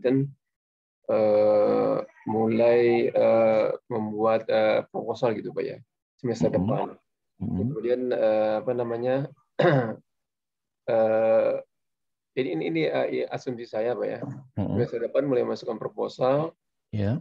Kemudian penelitian apa dilakukan di semester 3 itu atau di semester 4? Idealnya, ini kalau ngomong idealnya ya, normal itu artinya ideal. Dilakukan di semester 4. Semester 4 dilakukan skripsi, semester 4 Ibu Bapak lulus. Itu normalnya. Dan normal itu adalah ideal. Karena kadang yang istimewa itu tidak ideal juga. Kenapa begitu? Apakah mungkin dilakukan di semester 3? Mungkin juga, Pak Alko. Saya bilang sih tetap mungkin. Masih masuk akal. Pak Alko bikin di semester 3 bikin proposalnya dengan secepat kilat gitu dan disetujui. Kemudian dikerjakan langsung di skripsinya. Dan yang saya bilang tidak ideal di semester 3 adalah Pak Alko belum mengambil mata kuliah pilihan. Atau setidaknya Pak Alko melakukan skripsi pada saat bersamaan dengan mengambil mata kuliah pilihan. Padahal mata kuliah pilihan itu membekali terselesainya skripsi, disertasi, tesis. Semua mata kuliah yang kita ambil itu adalah membekali kita untuk mengerjakan tesis yang berkualitas. Pertanyaan saya, apakah berkualitas ketika mata kuliah pilihan? Pilihan itu artinya advance ya. Definisi kita itu mata kuliah pilihan itu artinya mata kuliah advance. Sedangkan mata kuliah wajib itu mata kuliah dasar.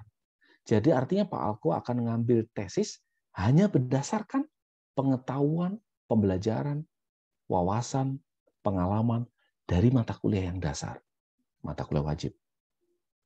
Nah, Pak, gimana kalau saya istimewa? Bisa, makanya saya bilang masih bisa. 3 semester lulus. Tapi kalau ditanya idealnya yang mana, Pak?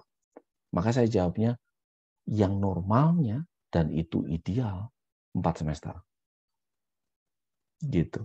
Sehingga klop itu prosesnya, proses dari tesis itu orang saya sudah ngambil semuanya mata kuliah. Oh, berarti kan bekal saya sudah cukup Pak. Nah, gitu ya. Tapi bekal itu bagi sebagian orang bisa juga paralel atau Pak, saya sudah belajar ini kok. Saya sudah coding, saya sudah biasa, saya bahasa pemrograman apa aja saya sudah biasa. Python, Java, C, kayak Pak Suratno gitu ya. R gitu ya, Pak Suratno. Oh, saya tinggal langsung tesis. Nah, itu nggak ada masalah, Pak. Ya kan? Itu opsi yang pertama. Nah, pikiran yang kedua ya, belum kita pikirkan kan sekarang masih semester 2 ya. Saya masih punya waktu ya. Saya memikirkan ada SOP. Ada SOP di penentuan proposal, penentuan pembimbing, ujian proposal, ujian tahap 1 tesis, ujian tahap 2 tesis. Nah, pertanyaan saya, apakah SOP itu dikerjakan dalam 1 semester? Nah, gitu loh. Ini kerangka berpikir yang nomor 2. Tadi kan kerangka berpikir yang pertama itu adalah ideal sama normal yang mana, nah, gitu kan ya. Kerangka berpikir yang kedua adalah SOP kita itu seperti apa, Pak? Karena ini kan angkatan pertama ya. Dan ini jadi presiden. Proposal itu terjadi di mata kuliah apa? Kalau di S1 itu terjadi di mata kuliah seminar. Output dari mata kuliah seminar itu adalah proposal. Nah, sekarang di S2 ini ada di mana? Sebenarnya nggak harus juga ngikat ke mata kuliah. Nggak harus juga. Yang penting ada proposalnya. Kita ketemu begini, misalnya. Saya tentukan dulu bisa juga. Saya tentukan dulu pembimbingnya. Jadi SOP itu yang nanti akan suatu saat akan kita pikirkan. Yang jelas sebelum semester ini berakhir. Dan diakreditasi juga dimikirin SOP.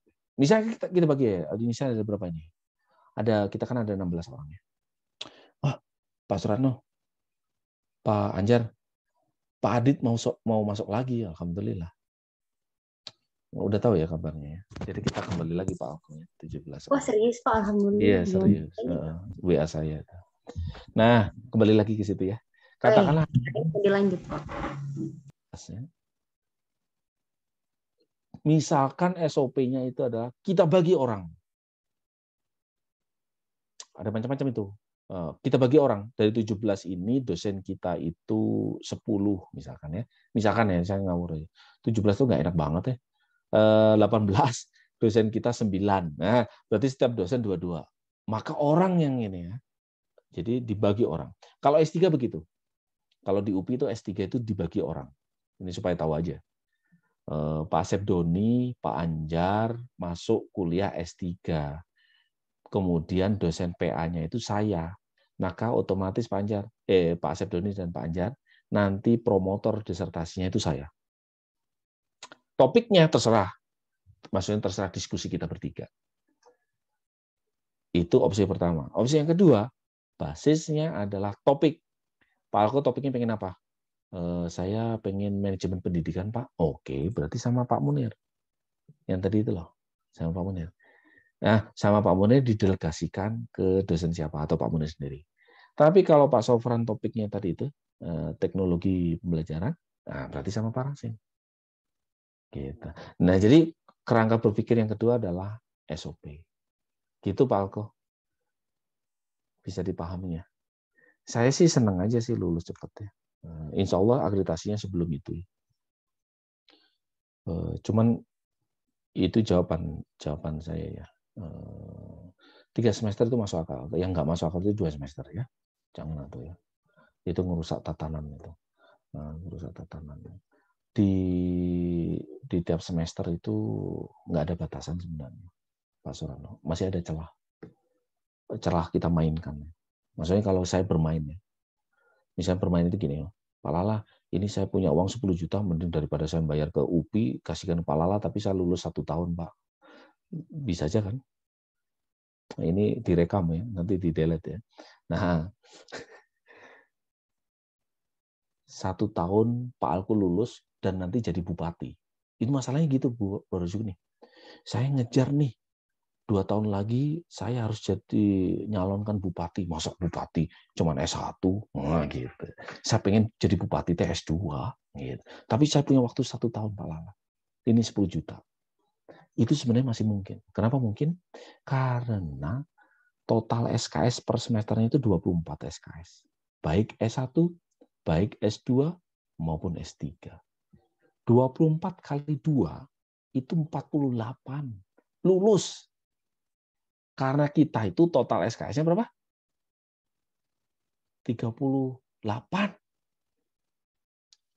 Ngerti nggak maksudnya? Tapi jangan. Kalau kaprodinya saya, jangan.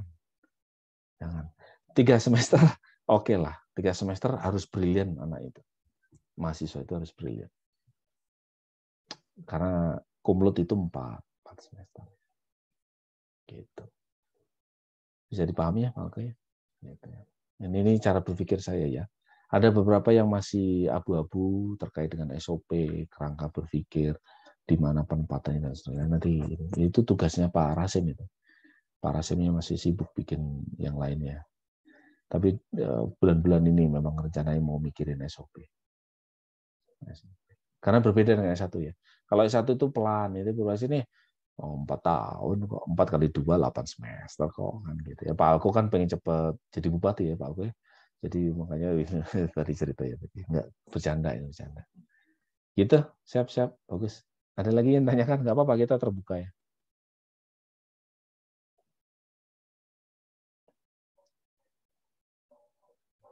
Pak Alif, ada yang tanyakan Pak Alif? Enggak. Pak, maaf Pak, kan kalau di S1 waktu itu Pak Heri, Pak Kalipendikom ya, Pak Heri, Pak Eka, sama Pak siapa gitu. Sebagai? Yang itu loh, yang ngedistribusiin. Koordinator skripsi. Ya itu. Nah pada kalau skripsi. ya kalau di S2 siapa Pak? Pak Munir. Oh Pak Munir Pak. Pak Munir. Itu sudah ada SK-nya tuh. Oke siapa? Pak Munir. Nah pertanyaannya Pak Munir itu baginya berdasarkan orang atau baginya berdasarkan topik, itu Pak Munir ngikutin SOP. Gitu. Tapi kan waktu dulu pas saya S1 itu. Oh, kalau S1 iya memang. S1 saya kan waktu S1 mau ceritanya Pak, ini kan minta gitu loh Pak pembimbingnya. Oh iya bisa. Bisa. Ini di tesis juga kayak gitu. Kalau tesis sesuai dengan SOP, makanya saya nggak bisa jawab. Oh gitu. Paham nggak maksudnya? Kalau di S1 ada dua sisi tuh. Ngikutin pembagiannya Pak Eka, Pak Heri, atau milih dosen. Misalnya saya pengen sama Pak Lala, sama Pak Harsa. Gitu. Karena topiknya itu dari Pak Lala dan Pak Harsa gitu. Maka Pak Heri dan Pak Eka akan memenuhinya. Tapi bagi mahasiswa yang pokoknya saya pengen topik ini gitu ya, maka akan ditempatkan oleh pembimbing ke siapa gitu. Tapi sekarang S1 ya, Bu Warzukni, Ilkom terutama, itu sudah basisnya itu adalah topik. Jadi saya nawarkan topik kalau di Ilkom. Saya nawarin 2 topik, 1, 2, 3, 4, 5. Nah, dari 1 sampai 12 itu dipilih sama Pak Alko. Saya milih topik yang ketiga. Berarti otomatis Pak Alko pembimbingnya itu saya. Karena ide dari topik itu dari saya. Iya, ngerti Pak. Nah, gitu. Otomatis memilih orang ya, memilih topik dan memilih orang. Ya. Nah sekarang di Ilkom itu sekarang gitu. Kalau karena berarti masih pilih. Penilkom juga gitu, sebagian juga gitu. Ya, sekarang S2 gimana nanti banyaklah kita pikirkan ya. Gitu. Masih ada waktu lah ya. Jadi kalau Pak pengen curi start, Pak Alko pengen curi start ya sudah dipikirkan topiknya ya, bukan pembimbingnya mungkin ya. Kalau pembimbingnya mungkin kita lihat SOP-nya. Tapi kalau topik kan Pak Alko bisa diskusi nanti dengan Pak, saya milih ini kan gitu. Oke, siap, bagus. Ada lagi? Tapi cukup berarti bisa ada Pak 2 tahun. Apa? Berarti bisa 2 tahun. Kalau kata saya targetnya 2 tahun. Saya jadi Kaprodi ya 2 tahun harus bersih. Oh 2 tahun bersih. Kalau enggak saya bersihin ya Pak Suran. Bisa aja Pak. Mau lulus atau enggak sih ini gimana? Kuliah enggak nih? Iya benar tuh. Karena ini istilahnya apa? Indikator performance itu adalah lulus tepat waktu. S1 itu agak sulit banget itu. Kenapa ya nggak tahu, kita pusing itu dimarahin sama rektor. Itu dimarahin sama rektor loh. Benar, serius. Iya benar. Prodinya. Padahal yang masalahnya kan mahasiswanya. Tapi kaprodinya yang dimarahin. Benar. Jadi rata-rata kelulusan kita itu 4,6. Pada males bikin skripsi, Pak. Padahal iya. Nah, itu yang kena itu kaprodi. Yang kena kaprodi. Padahal kan bayar UKT ya. Iya. Mereka kan tapi tetap karena itu mengganggu penilaian performan prodi. Jadi kalau ibu bapak nggak lulus itu sebenarnya mengganggu penilaian performan. UKT-nya nggak seberapa, benar serius. UKT-nya sebenarnya nggak seberapa, tapi akreditasi itu 5 tahun kita rasakan. Jelek gara-gara nggak lulus mahasiswanya. Gitu. Dan UKT nggak ada ruginya sebenarnya karena apa? Oh kan ada mahasiswa baru terus-terusan muter aja. Iya. Ngapain nungguin Bu Warzuk nih? Biar ini atau mending lulus nanti akan digantikan lagi. Terus Pak teman saya. Jadi Ada malas bimbingan Pak sama bikin skripsi jadi DO gitu. Banyak banget. Iya Pak. Siap. Ada lagi? Cukup ya, saya pikir ya. Udah jam setengah. Ya. Oke, alhamdulillah. Semoga bisa dipahami studi kasusnya. Kalau tidak nanti ada studi kasus yang lain itu yang 3 itu, mangga itu dibaca-baca. Alhamdulillah, insya Allah ketemu lagi minggu depan di jam yang berbeda mungkin ya. Oke, assalamualaikum warahmatullahi wabarakatuh.